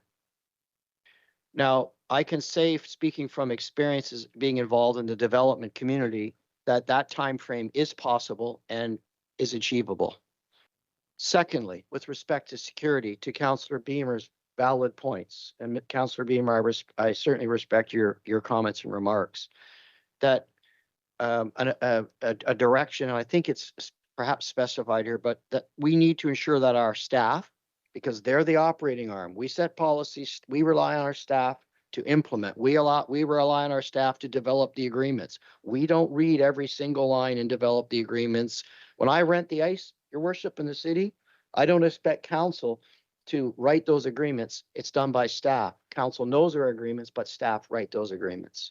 So insofar as security, that city staff ensure a proactive security program is established and carried out through the proposed project term to provide for a safe and secure living environment for both facility residents and area residents and property owners. In terms of neighborhood liaison, we've heard tonight from my colleagues, Councillors Riel, LaChica, that the neighborhood liaison committee be immediately implemented. I certainly support that. In terms of property rules, to this point, to my colleague, Councillor Bremer, I agree that there needs to be some fundamental, rudimentary rules in place for this facility. And the reason I say this, that it can be the start of building mutual respect. We can imagine somebody that's living currently in a tent, and imagine we say, and they are interested in moving into a modular dwelling. And we say to that person, he or she, that is your new home. But there are some basic rules if you want to stay in that home. And basic rules could just be about respecting others. It could be about damage to property.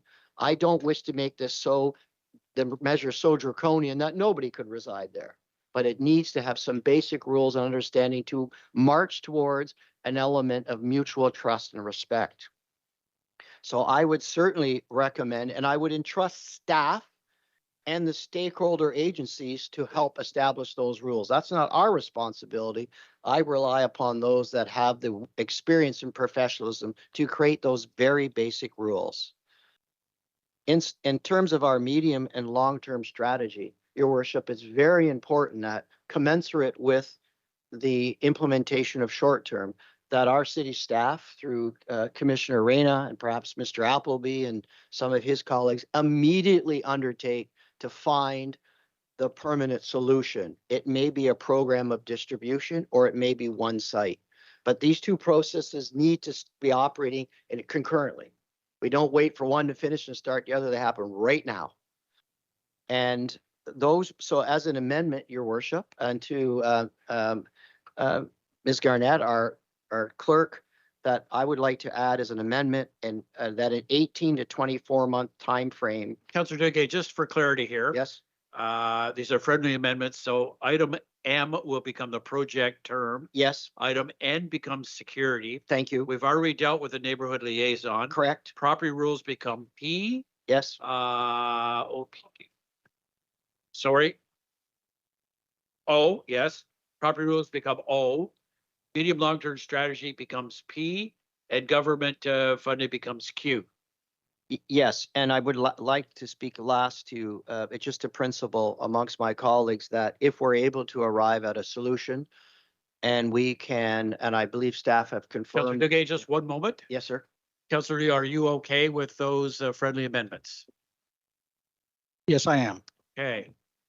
Sorry, Councillor Duguay, I didn't mean to interrupt, but we just got to follow procedure here to bring the package together. Your Worship, I was wrapped up in the motion at the moment. Thank you. Continue to proceed, Councillor. Thank you. So my last comment, again, in summary, is the government funding that's been made available to us for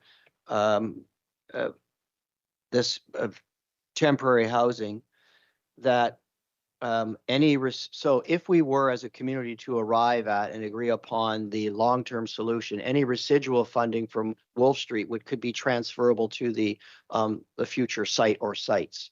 Those would be my recommendations. And again, Your Worship, these were prepared as a result of all our mutual attendance at council meetings, my discussion with staff, and my research and amongst other communities in Canada. So thank you for the opportunity to speak. Thank you very much, Councillor Duguay. I now have Councillor Burke, please. Okay. Further members of council who want to speak? Councillor Hakey, please. Thank you very much, Your Worship. I think it's important to point out, like I did, I think it was General Committee, that everybody here wants a solution. It's how do we solve that? I spoke to a lot of taxpayers. They're quite happy to pitch in and do what they can. But as I said, I don't believe you can build up one community by tearing down an existing one.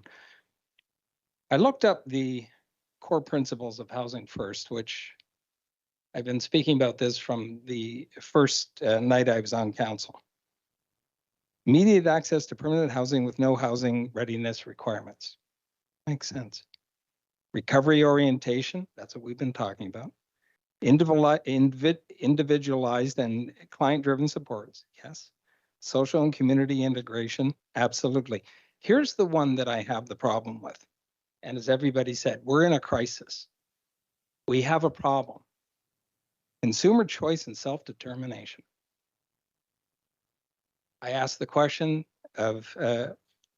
Laidman a couple of weeks ago, what happens if somebody doesn't want to go in to one of the modular homes? They can tent. Everyone has worked hard on this to accomplish it. It's time that the people that we're talking about have to take some responsibility and start putting up also. And that means, for me, no barrier. I know there's a lot of contention around that, but let's look at this. I've heard follow the data. Tonight I heard evidence-based data. So let's look at the data. The numbers are going up for the homelessness people. Number of deaths are up, as Councillor Burke has pointed out many times, and rightfully so. Number of first responders to opioid use has gone up. So if we follow the data, my question is, why isn't it working? Because I believe it's the wrong approach. For those that know me, they know a bit about my background. The last two times there's been provincial announcements, the MPP and Minister Tabolo, who's Deputy Minister of Health. The question that I asked them, first of all, I thank them very much for the money because it is very important that we get the funding. But the question that I asked them is, when is the government going to give us legislation to help first responders, help citizens, help families who can't get a loved one into help? It seems the only people that have a right are the people that are in the addiction or mental health end. And that's a problem. And that really bothers me because, so here's what the government answer was. They are aware of it and they are working on it. The mayor and I have discussed at length. This started probably 4 decades ago with the shutdown of facilities, and rightfully so at that time. I don't know that the facilities were geared to do what they certainly can do today, but it's time that we have mandatory or involuntary treatment programs. The low barrier shelters, no barrier shelters that I disagree with, there's 14 of these within an hour and a half drive of Peterborough, and I went through the list before. If you don't have rules, as I think it was Councillor Baldwin had said at a different time, you'll have people speeding all over the city. You need rules, and that's a civil society is based on rules, and particularly the taxpayers that want to help. they're okay with it, but there's got to be something back. And that's a commitment by the people. This plan, again, we're going to talk about concepts. The concept, I agree with. So where does it go? Where I think this should go is at the extremes of the city, possibly with the help of the county, put it in the county. I was reading an article today. I got a bunch of them emailed to me. I believe one was the Globe and Mail article, and they were talking about removing the addicted and mentally ill from a core, so they're not around. I think one of the speakers tonight alluded to that. So they're not around their group, and that is a problem also. So social and community integration was one of the Housing First core principles. But how do you do that when you have a compound? So that's my question. When you put it into that respect, when you're looking at it. The other thing that we're missing is the law and order piece. And I've had a lot of conversations with senior officers and the chief. And I'll give you an example. One of the questions that I asked was, why aren't you retrieving the carts that we see traveling around town with everybody's belongings in? They said, well, do you want us to arrest them? I said, absolutely not. But I'd like you to say, you may not realize it, but you have stolen property. And they said, we can't do it. Well, to me, that's a very simple crime issue. So I said, what happens if somebody takes my truck, loads it with their belongings? Are you going to get it back?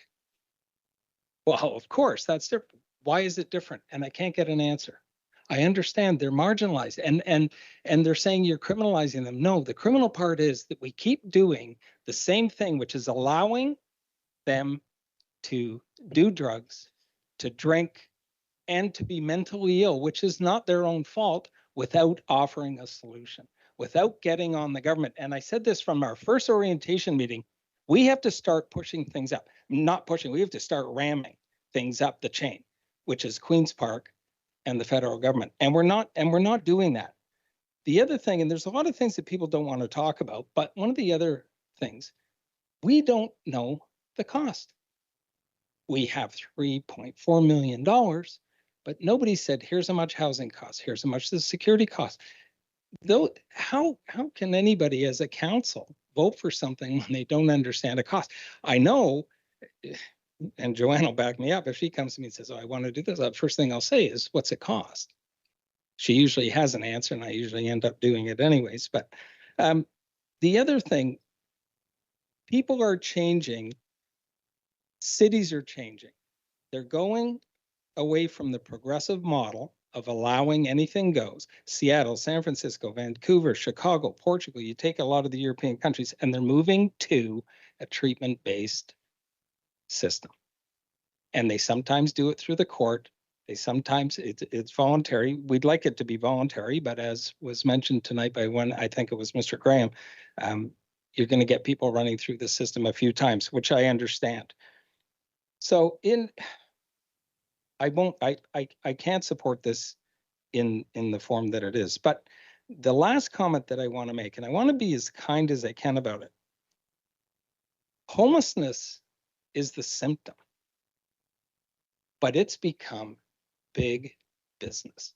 And that really bothers me. There is industries built on homelessness. I don't think that we'll be able to tear it down if we get it past a certain point. So those are my reasons, and I can't support this tonight, Your Worship. Thank you, though. Thanks, Councillor Hickey.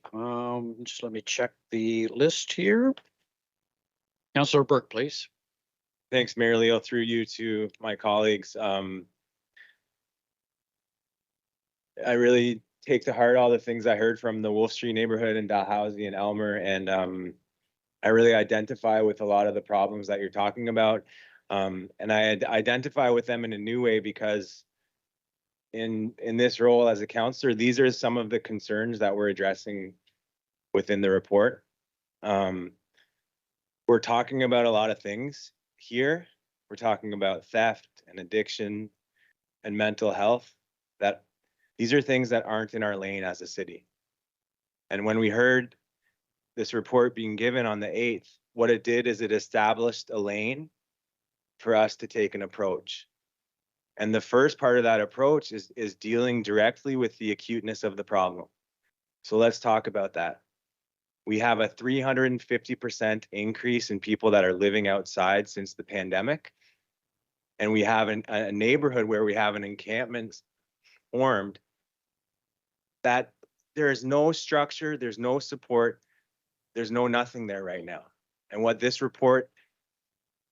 staff report proposes that we implement is that the city reacts to what's happening on Wolf Street with resources that are going to make things better for people that are unhoused, and also resources that are going to make things better for the neighborhood.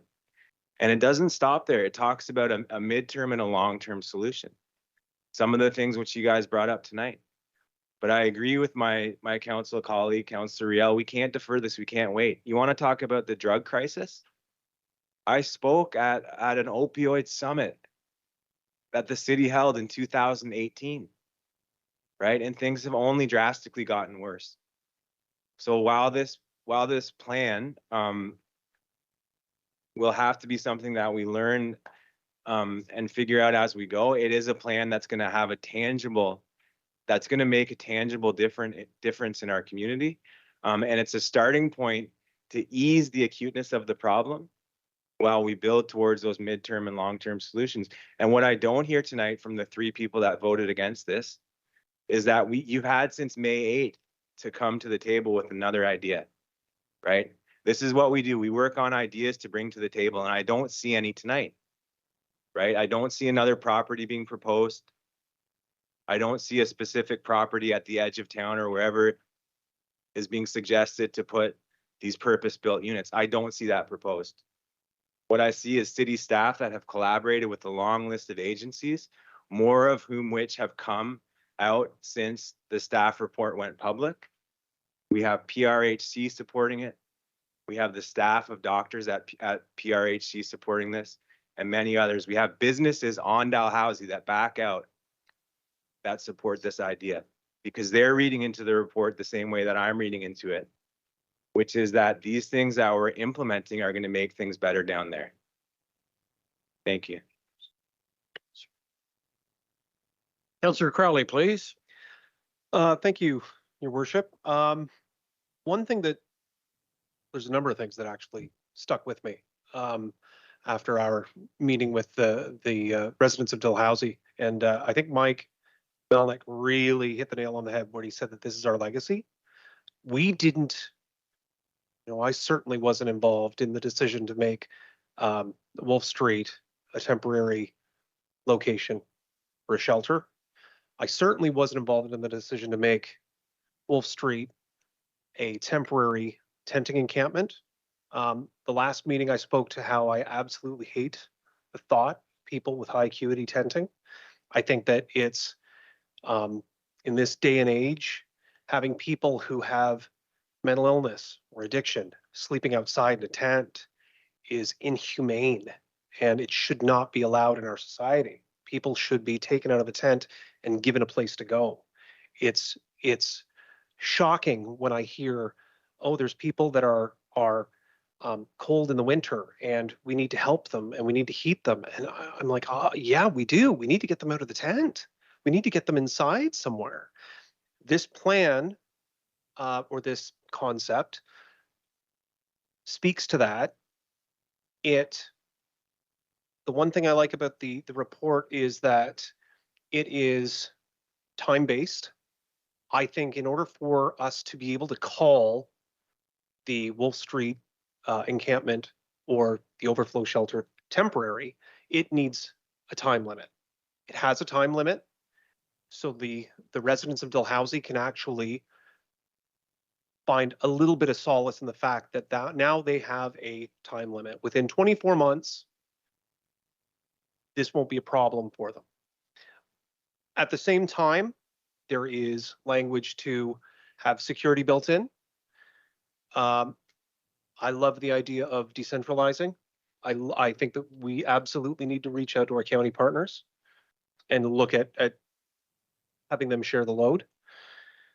I have 3 doctors that are in that area that have all had serious issues, and they've all talked to me about what they're going through. And I had a conversation with one of them, I believe it was Friday morning. They had a incident that was incredibly scary, where they had found people behind the building doing things they shouldn't be doing to each other, and then ended up coming into the office and scaring patients. And it's nothing against anybody who's suffering from homelessness or poverty or mental illness or addiction. It's not about that. It's just about everybody in that neighborhood is experiencing the same high stress that everybody in the encampment is experiencing. And I think that it is time that we end that. I think that by having modular housing, allowing people to get out of the tents, could potentially reduce stress. Looking for an alternate site, looking for alternate locations, I think is absolutely vital. I think that we have been given a mandate by the people of Peterborough. It's all I heard when I was campaigning, that we need to do something about it. And this is our shot to do something about it. I'm going to support it for those reasons. So thank you, Your Worship. Any further, Councillor Riel for a second time? Through his worship, the housing first concept is to house people first and give them wraparound services, whether it's addiction, mental health, medical, or whatever the needs are. That hasn't been happening. So when we rolled this concept out to the agencies a few weeks ago, they told us we can buy into this. And I said, can you clarify that? We like the concept. We can see ourselves working with this, getting the needs of the people. In a conversation last week with Donna Rogers from Forecast, she says, Keith, I could see myself bringing a whole M-sort team onto Wolf Street. That is exactly what is needed. We need these agencies working with these people. I can't emphasize again, and I respect both my colleagues to the left of me here, but if you've got another place and you've got another plan, then please roll it out to me, because this is the plan. We have people on Wolf Street that we're going to house and we're going to help. There will be some rules applied just like anything else. What they are, we're working on them. But before we can do anything, buy anything, do anything with the money, we have to get this passed tonight. We have made some overtures of looking, of talking to people, what's available, what we can do. But unless it's passed tonight, we move forward and the clock starts ticking. I said I was in agreement with some of the things that Councillor Duguay said and needed, because this isn't forever and a day. But right now, we have this problem, and this is what we see of dealing with it. In the next phase of rolling it out into hubs across the city, to disperse this out so it isn't just in the downtown, a downtown part of it is coming. But we have to solve the problem here right now before us. And we have a number of people unhoused, living in filth, unhealthy, and we need to get them housed, and we need to get them the help that they need. But, you know, I'm hearing what my colleague said, but if you have got a better plan and you have got another place, because if you think that taking a field in the county and throwing these people out there, they're only going to migrate back into the city, because that's where the services are. So that's why they're there. That's why they're congregated there. As far as the warming room and the shelter went, unbeknown to us was the crisis of how many people were homeless. They inundated Wolf Street. Last year, Trinity United Church opened up an overflow shelter and was filled every night. There is just a multitude of people to deal with. But we have to do what we're doing down at Wolf Street. We have to have the shelter system. And like I said to the people on Friday, you shouldn't even know that a shelter exists. And we have done a piss poor job for these people. Excuse my language, but we have to clean it up. We have to make this work, and we have to give them some sort of comfort. I understand that. Like I said, wouldn't want it in my neighborhood, don't want it in their neighborhood, but I want to address the situation that we've got right now and clean up the area for them. So there is some sort of comfort level and it not forever and a day. I don't know what else to say. Thanks, Councillor Real. Councillor Crowley for a second time, then Councillor Purnell, please. Councillor Crowley for a second time. Thank you, Your Worship. Through you, I'd like to just quickly ask Commissioner Laidman, if I could. In your opinion, do you think that this plan in the short term is going to make this neighborhood safer?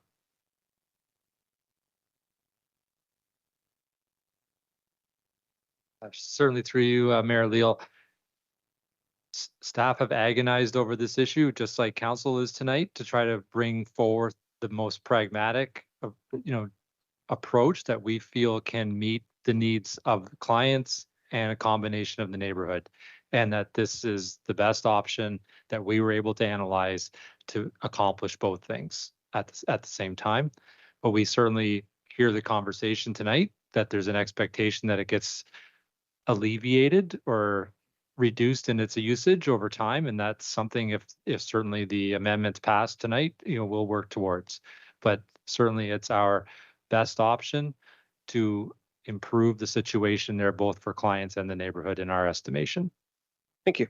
One other question. If this fails tonight, how quickly do we think we could come up with a plan B? Or is it, well, back to the drawing board and we'll see what happens? Sorry. Through you, Your Worship. Through you, Mayor Leal. That is a legitimate question, and certainly we considered in the report to try to provide other options for council. But really, when we analyze the situation and the properties that were available for us to achieve what we're trying to achieve, staff felt this was essentially the only option available to us that are meeting all those criteria. But if council wants us to go in a different direction, we will certainly go back to the drawing board and look at alternative options that we could consider. But we were hard pressed to come up with additional options for council. Perfect. Thank you very much. Thank you, Your Worship. Councillor Purnell, please. Thank you, Your Worship. I would like to separate out item B for a separate vote, please, and also propose a friendly amendment if Councillor Real would consider it, please. And that is to item D. Because we do see the reality of the situation as to what has happened to the neighborhood at Wolf Street. And there's no way in good conscience I could do that to another residential neighborhood in any other area of the city. So I would propose an amendment that would read that staff be directed to pursue the placement of modular temporary housing on alternative privately owned sites. The amendment part is not adjacent or within a residential neighborhood with appropriate supports, etc. Because we can't have a Groundhog Day on this in any other neighborhood. Would you? Councillor Real, just your comment. That's a contrary amendment, I believe. I don't find that as a friendly amendment. I can't even, I can't debate that. I have no idea. We haven't even gone there. We have this concept here tonight. So going forward, I have no idea. That would be for another day. But I don't see this as a friendly amendment. Okay. Councillor Purnell, it's not deemed a friendly amendment. Continue, you have the floor. Thank you. Then I would move it as a separate motion. Do you have a seconder for that? Councillor Beamer? Councillor Purnell, you have the floor. Thank you. I've basically already said it. I think I know how the vote is going to go tonight. But I can't, and I know there's other possible sites, and if it is perhaps out in the county, not near residential neighborhoods, that may work. We're hearing that there's supposed to be supports associated with wherever this goes. So those supports could go out to a county location as well. But bear in mind, those supports have been there all along while this problem has grown and grown and grown. So, and we're not offering any new support. It's the same agencies who've been here throughout. So I'm not sure how that's going to help. But if we try to move it in the future, it's going to be the exact same pain in any possible other location, if in fact there's a school or a residential neighborhood in close proximity. And that is just not something that I ever want to have to revisit again and put another neighborhood through. So I would propose D as a separate motion with that new wording. Thank you very much, Councillor Purnell. To the amendment, I have Councillor Burke and then Councillor Duguay. Councillor Burke, please. Yeah, just a quick correction to Councillor Parnell through your Mayor Leo there. The sort of wraparound support that's being talked about actually will be a new type of support. These agencies are federally and provincially funded, and they have access to specific funding for projects like this. So by approving something like the purpose-built community that we're building, it will open up the door to places like Forecast, eFry, even One City to access further funding specifically for this very project, and hence be a new type of service offered that's different from what we currently have right now on site. Councillor Duguay to the amendment, please.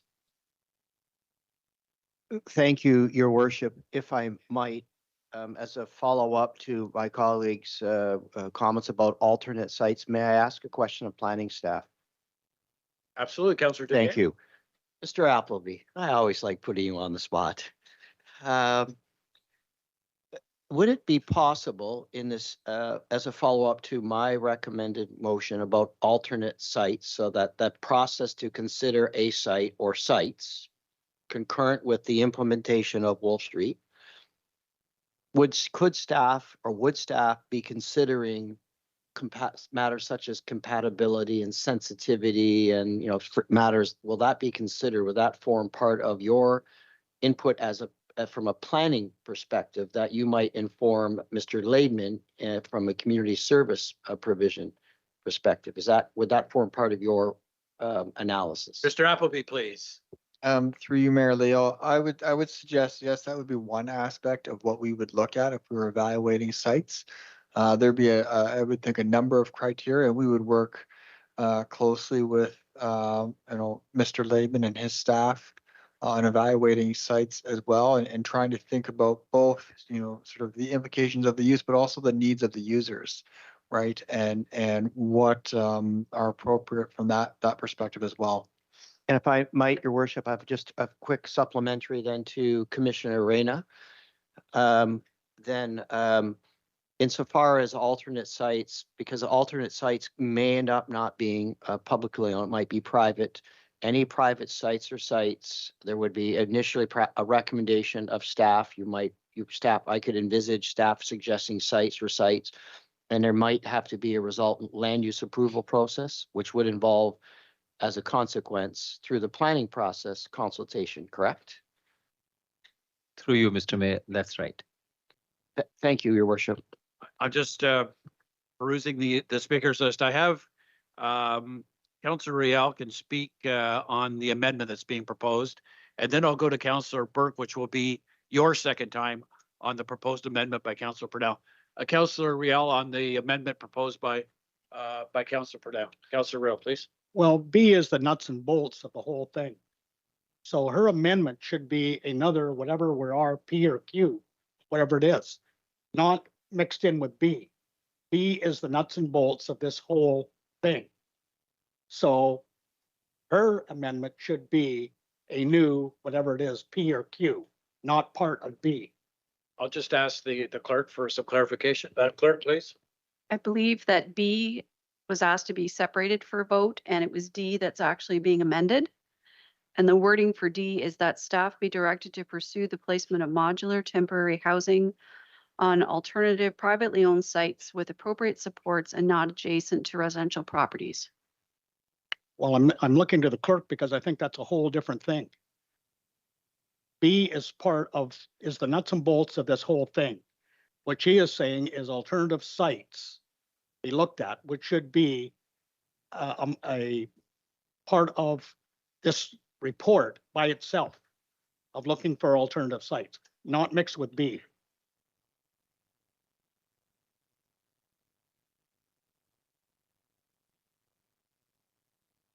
Did you say it was D? Oh, I thought it was B. No. Oh, okay, sorry. All right. I'm off on a tangent here. Yeah, okay. I thought you were on B. B and D are pretty close, I think. Flip them around. Any more speakers on the proposed amendment by Councillor Purnell? Councillor Chico, please. First time speaking on the amendment proposed by Councillor Purnell. Thank you, through you, your worship. So I just for clarification, it was my understanding that it was suggested by Councillor Riel that it not be included in this particular motion as a friendly amendment, that it not be part of this motion and that it be a separate motion. That is correct. But the motion is that the report with this number of May the 8th be passed that it be moved, and that was the Wolf Street location.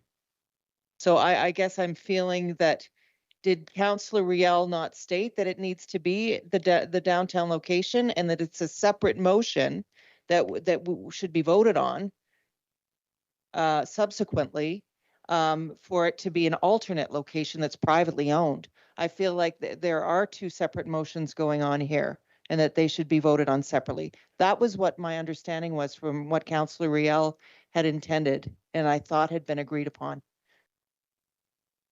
Thank you. Yes, Councillor Parnell asked that B be separated for a vote, so that's an entirely different matter, and that D be amended. So the amendment stands on its own. If the amendment passes, then it will get included as part of the main motion, less the B, which will be separated.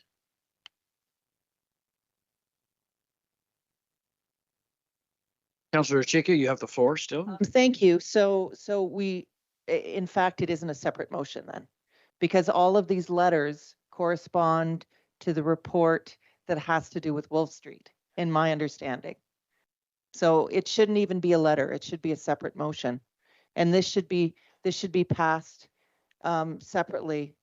You know, if this fails, then we look at that. That's what my understanding is.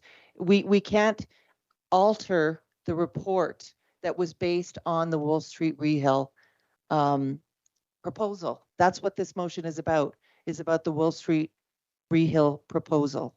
And then we've jammed in another letter that is a completely different idea. So I guess what I'm asking through you, Chair, I don't even believe it should be an amendment to this motion. It's a separate amendment. Thank you. Madam Clerk, just for clarity, what Councillor Purnell is suggesting, my understanding of it in item D, is that 210 Wolf Street as location be removed, and her language would be inserted into that.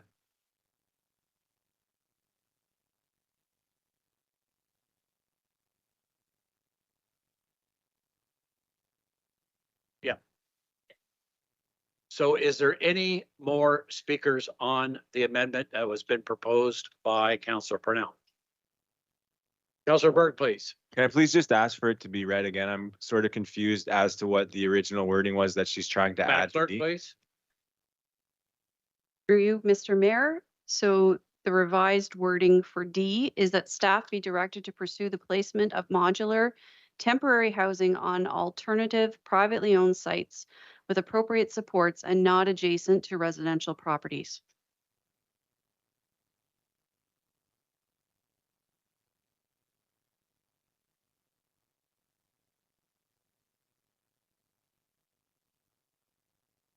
Madam Clerk, is there anything further on this? Councillor Baldwin, please. Thanks, Your worship, I'm going to speak against the proposed amendment because I don't believe at the present time we have alternate sites on private property. If those sites are available, like right now, I'd like to hear what they are, and if they're not, I don't believe I could support the amendment. Thank you. Anything further on the amendment? Anything further on the amendment? Councillor Chico, please. Again, I guess I would just like some clarity in terms of the my perhaps a challenge to the chair. I think this is that D is an absolutely other motion entirely, and as the previous speaker just stated, which there has been no background or information or anything gathered to thrust it within a motion that has been based on a report for Wolf Street and Rehill. I just think they are two very separate things, and so I would challenge that this is even in order, that this D is in order. So a challenge to the chair. Thank you. So D, as it currently is that staff be directed to pursue the placement of modular temporary housing on alternative privately owned sites with appropriate supports with the goal of alleviating usage and dependency on 210 Wolf. That's currently what's in the motion that council supported. The recommendation by Councillor Parnell is to amend that to say that staff be directed to pursue the placement of modular temporary housing on alternatively privately owned sites with appropriate supports and not adjacent to residential properties. So both the original D and the amended D are talking about pursuing the placement of modular temporary housing on alternatively privately owned sites. If you look at the current D, that this is a variation on it. But the report, pardon me through you, Chair, is that this whole report was based on city property, not on privately owned sites. How can we begin to discuss a motion that has to do with private property when we're talking about a city proposal based on city property? So that's why I'm saying that I don't believe that this amendment is in order with this original motion. Thank you. My view is it's pretty straightforward. Councillor Parnell is asking us to remove 210 Wall Street, substitute alternative locations, and it's a pretty simple amendment. It's either up or it's down in terms of the vote. Madam Clerk, would that be your interpretation? My interpretation of the original D that's in there is already directing staff to pursue placement of modular temporary housing on alternative privately owned sites.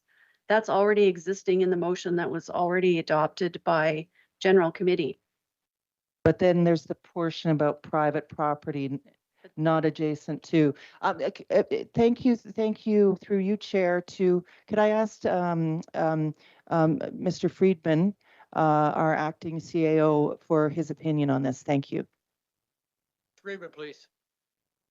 Thank you, Your Worship. And if I could just take a stab at trying to provide some clarification. So the staff report contemplates a series of actions about 210 Wolf Street, but it also contemplates further steps or further actions as a part of the overall strategy. And one of those actions are pursuing other locations on privately owned property. So it's all wrapped up in the staff report, actions related to 210 Wolf Street, but then a further look at other sites in the city that would contemplate privately owned sites. So it's kind of a so there's both are wrapped up in the overall strategy that's in the staff report here. The intent of the staff report is when we start looking at medium and longer term solutions with regards to Councillor Duguay's time guardrails this evening of 18 to 24 months. During that 18 to 24 month period, as I understand it, in conversations with our senior staff, they'll be starting to look at alternative sites throughout the community to fulfill our obligation under the medium and long-term strategy. I think that's the straightforward intent of what this report is on being discussed this evening. Thank you. Councillor Burke, please. Yeah, through the chair, just to speak to this proposed amendment, I don't like, I just don't understand why we're going to limit ourselves. The very reason which we're in this predicament in the first place is because we couldn't find a spot for the original overflow shelter. So now we're going to invest in these purpose-built units, right? About $600,000 worth of purpose-built portable units that are meant to be portable. Why would we limit ourselves as to where we can move those portable units to in the midterm plan, right? And you know, we have a unit at 555 Bonaccord right now that integrates people from the by name list with market and above market units. This is best practice. Best practice is not to segregate people, right? And this is how I'm reading this amendment to the motion. It segregates people and it limits our options. If we had a plethora of private owned land coming to us to put these units on, we wouldn't be in this hard discussion right now. But we just don't have that. So I fear that by adding those words to this, it's going to limit what we can do with our investment. We're investing in these units. We're going to wind down Wolf Street eventually, and we're going to make use of these units elsewhere. It's in the report, right? So if we bind ourselves by saying, well, we can't do it here and we can't do it there and not in my backyard and not in my ward and not here, then it just kind of shoots ourselves in the foot. And it undermines the ideas in this proposal. Any for Councillor Purnell, please, for your second time. Yep. Thank you. I'm looking into the future here. This is a very, very difficult topic all around. It's very complex, and we have seen with our very own eyes, and we've heard what we've done to this neighborhood. And I do not want to do this again to any other neighborhood in the city, any other residential neighborhood. I don't want to see this go beside a school. Or any residential neighborhood. We have to protect future neighborhoods. We can't keep doing the same thing over and over again and expect a different result. I think there's a definition there somewhere. So that's why I'm proposing it. You can vote yes or no, but I'm doing my best to protect all the areas in the city where there are schools and residential neighborhoods. Thank you. Thank you, Councillor Purnell. Any further comments or questions? Madam Clerk, just read it for us one more time and then we'll go to a vote. Okay. D, that staff be directed to pursue the placement of modular temporary housing on alternative privately owned sites with appropriate supports and not adjacent to or within residential properties. We've heard it. We'll go to a vote.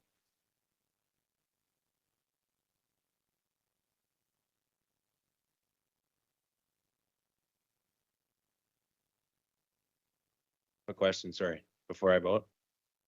Councillor Burke. About the wording? Yes, Councillor Burke. Just a procedural question, please. So if I vote against this, does that go back to the original D? Yes.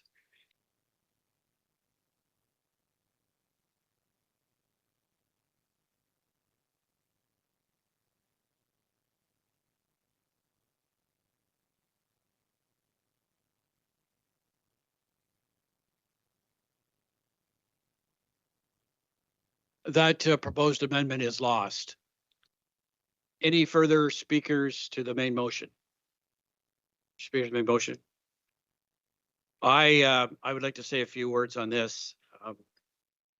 I've been here when we've had a prolonged debate when we brought in a as of right group home bylaw in the city of Peterborough. We had that debate for months and months and months, and it was a long and controversial debate, but we finally approved that.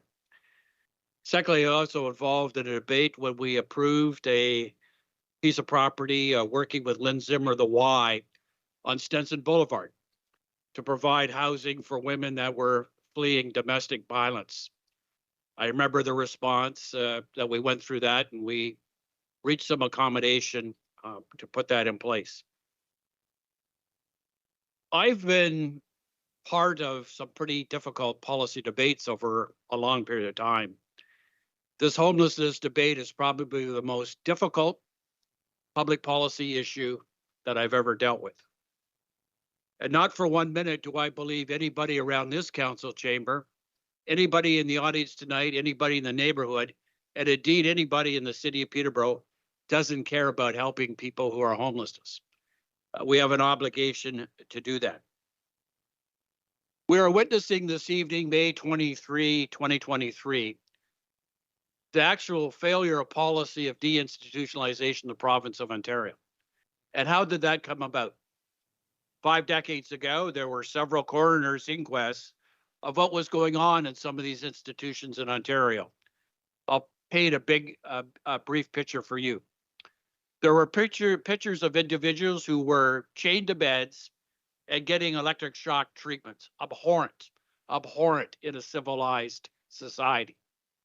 So out of that came that we started to close all these facilities across the province of Ontario. And the concept was individuals would be placed back in their respective communities with lots of community support, including psychiatric help. I've made unannounced visits to Wolf Street. These individuals, through circumstances that they didn't create for themselves often, have a high acuity level.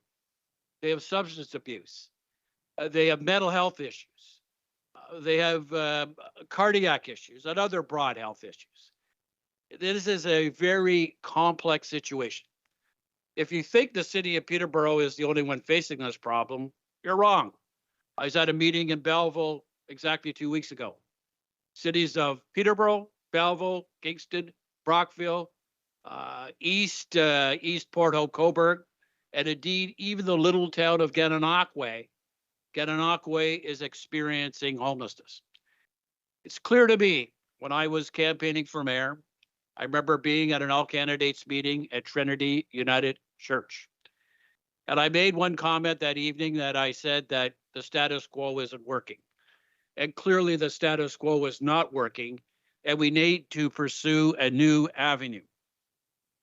Why Housing First doesn't work, particularly in our community right now, is because we have a 1.1% vacancy rate, the fourth lowest in Canada today, which tells me in order to correct that, we need additional supports from the government of Canada and the province of Ontario to build. I've said we need to build everything from bachelor apartments to $2 million homes, because we need people moving through the housing continuum as quickly as we can.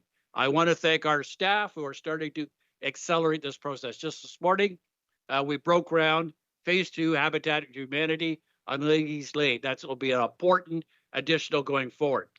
But that's important over the next 18 and 24 months. I've also believed that you always have to have a 5-point plan. So if I could articulate 5 points that I think are crucial. Number 1, neighborhood consultation. Number 2, rules of operation. Number 3, the provision of modular homes with full support services. 4, putting in place an effective medium and long-term strategy. And number 5, we'll work with the Peterborough Police Force, because there is an expectation at every corner of this city that bylaws need to be enforced. That's a reasonable expectation for the people in this neighborhood, and this is what needs to be done. I want to conclude by saying, I think Sylvia Sutherland summed it up pretty well in a column that she wrote last week. We always got to remember that these individuals are somebody's mom and dad, brother or sister, or friend. We have an obligation to do what we can to give these individuals a new trajectory in life. Thank you.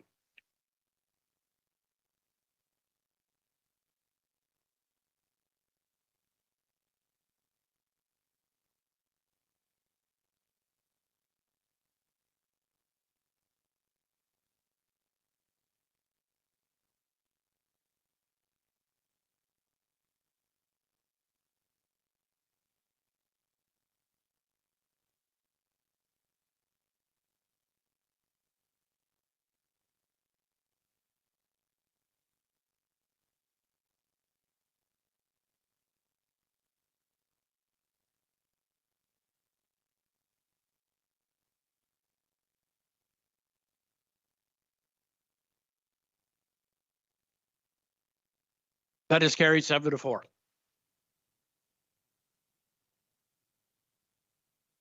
Madam Clerk, please, if you could go through the full motion as friendly amended. Through you, Mr. Mayor. So we amended L to say that the city establish a community liaison committee composed of 5 to 7 individuals, including town board councillors, member of the Peterborough Police, and that the approval of the terms of reference for this committee and the selection of committee members be delegated to the chair and vice chair of housing. We then added an M, that an 18 to 24 month timeframe for the proposed Wolf Street facility be imposed. N, that city staff ensure a proactive security program is established and carried out through the proposed project term to provide for a safe and secure living environment for both facility residents and area residents, property owners. O, that the residents of the modular dwelling units be required to enter into a basic property use agreement with the city regulations. P, that the process to identify and secure a location for the medium-term strategy properties be initiated immediately by city, concurrent with the implementation of the short-term strategy. And Q, that any residential funding from the Wolf Street property short-term modular dwelling project be applied towards the medium, long-term strategy solutions, locations, and property. Councillor Duguay, I saw your hand up there. Is there? Your worship, I just noted, there is a typo, and it's probably me, on the second portion, the third line, it reads lining, it should read secure living environment. Okay, we'll get that corrected, Councillor Duguay. Thank you. You're satisfied with everything else? I think we've had a pretty good discussion on this. We can go to a vote.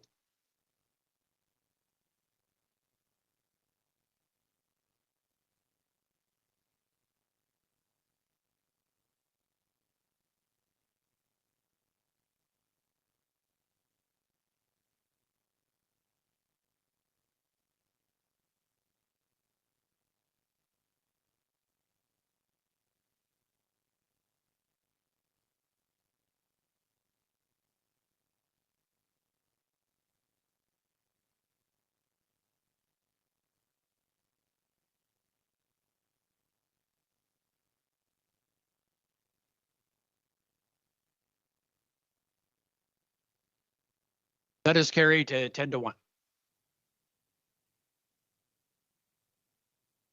Madam Clerk, the next item is 10B6, I believe.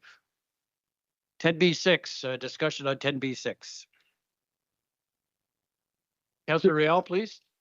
Through the chair to Mr. Nelson, I want to keep you awake back there, so didn't want you to go home early. I see more work being done at Lansdowne Street in Clonsilla.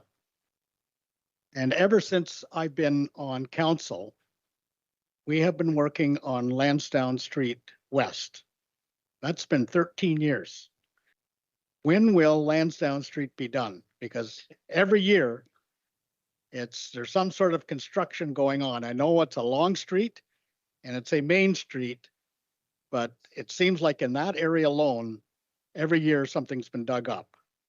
Can you give me some sort of comfort of when that area is going to be done till we move down to the south end part that is one that needs to be done, which is between Park and the bridge that's going to be done. So can you give me some comfort level of the west part of Lansdowne Street when that will be completed?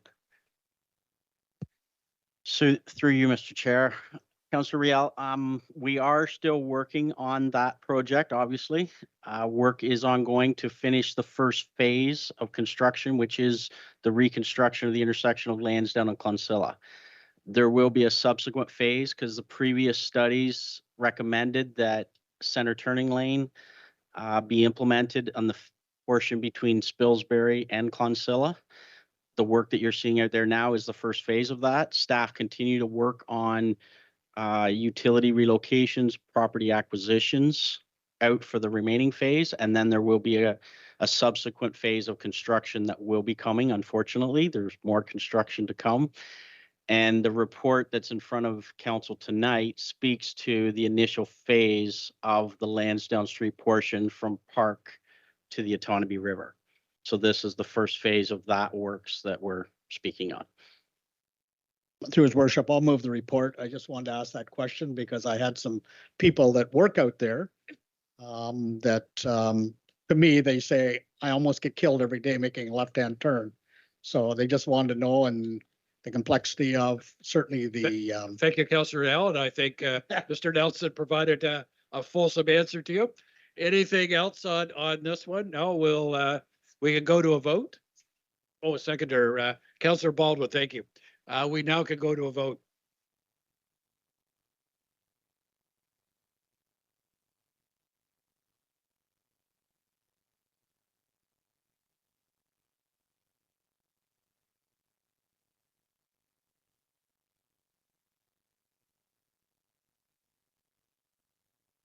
And that is carried. The next one is 10B11, the ministerial zoning order request. Somebody separated out. Okay. Did you want to, Councillor, go ahead. You have the floor. I'll move the report and I just want to speak to it. I said, I've been probably working for over 20 years to get a detox and treatment center in Peterborough. The first conversations I had with the former MPP, and that was Gary Stewart, when I approached Gary, and certainly I brought a number of individuals that talked about the addiction problems in the city and the county. And we had secured a number of beds in the new hospital for detox and treatment. They were subsequently removed before the building of the hospital went up, and we've been in a crisis mode ever since. We have to stop the pain and suffering of parents and loved ones that are losing their loved ones. When Councillor Baldwin and I had an open house over at the Lions Club, and a number of people bought pictures of their loved ones that had passed away, it was heartbreaking. And certainly this doesn't just apply to the people that are addicted to opiates, but also alcohol.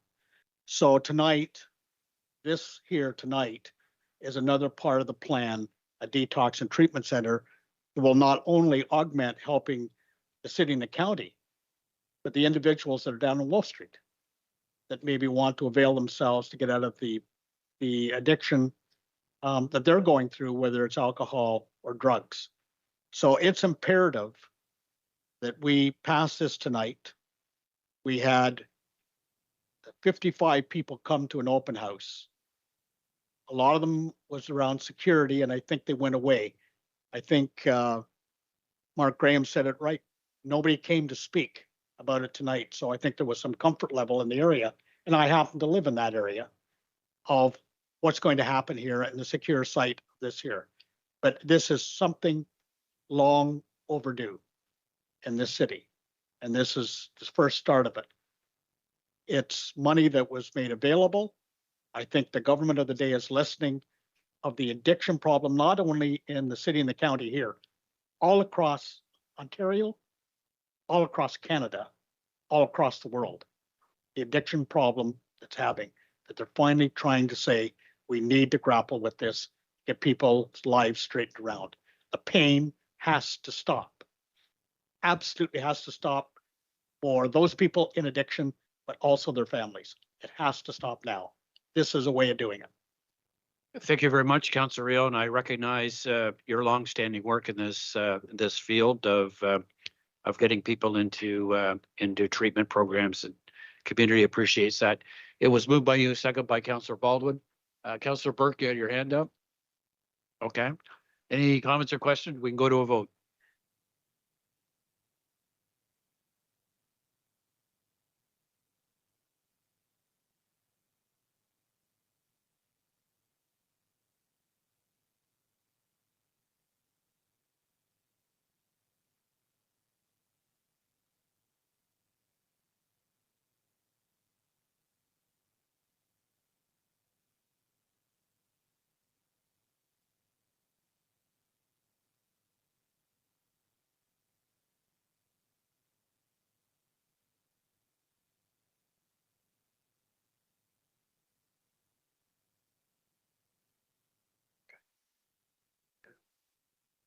We'll now go back to 10A2. That is the rezoning amendment for 823 Park Street South. Someone would move that rezoning. Councillor Duguay, second, Councillor Crowley, discussion. Councillor Hickey has a conflict of interest here. Separated out. Any further comments or questions? We'll go to a vote.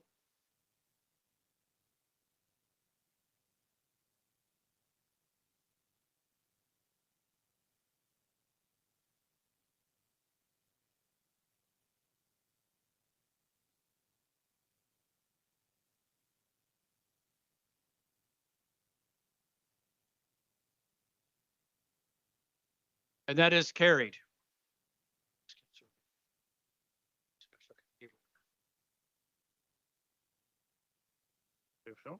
Can I do them in one motion?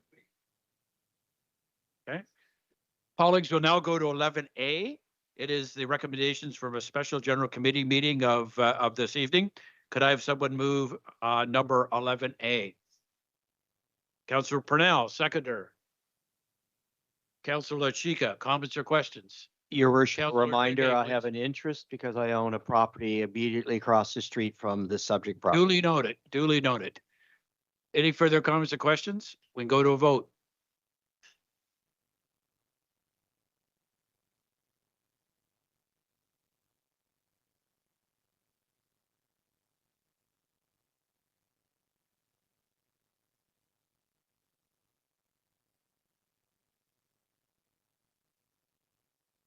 That is carried. We'll now go to 11B. If someone would like to move a motion from our special general committee meeting this evening regarding property and technology drive. Councillor Chica, thank you. Seconder, Councillor Burke. Comments or questions? We'll go to a vote. It's like running via rail.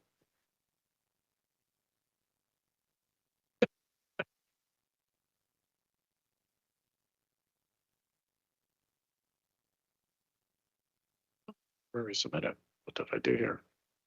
There we go.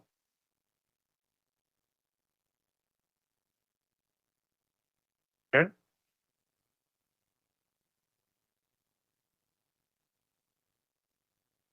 We have no notice of motion this time.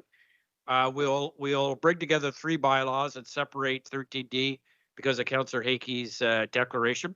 So 13A, B, and C bylaws 23058, 23059, 23060. Someone would like to move the adoption. Councillor Baldwin, seconder. Councillor Burke. Comments or questions? We'll go to a vote. Absolutely.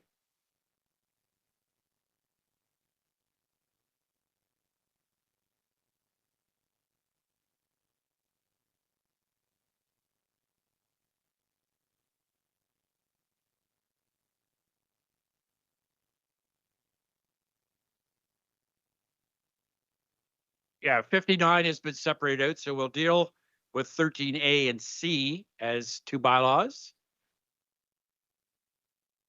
Was B, Councillor Purnell? So we're fine for A, B, and C. Oh my goodness. Very confusing.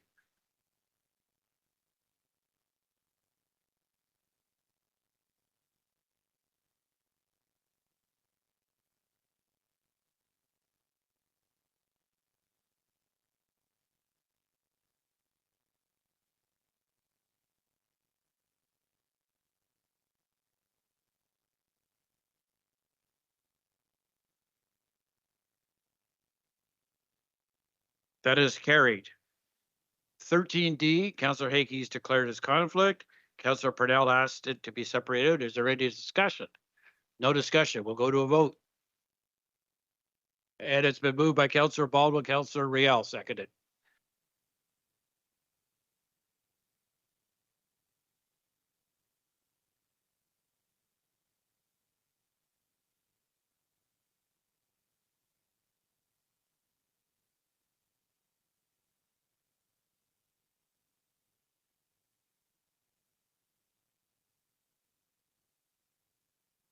That is carried 9-1. Other business. Anybody have any other business this time? No other business. But somebody move. I need to move the confirmation bylaw. Councillor Purnell, Councillor Duguay. We'll go to a vote.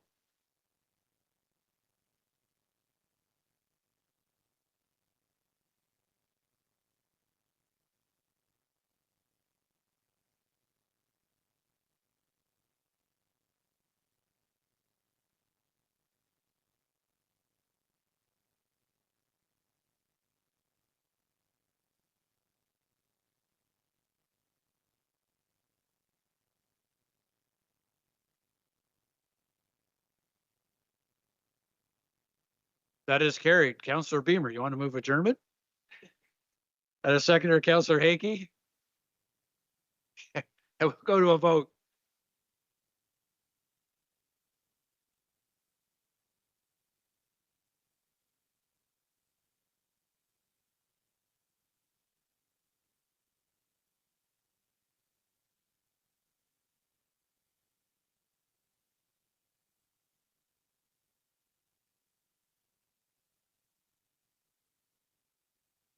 Give you half this paper back. I didn't need after.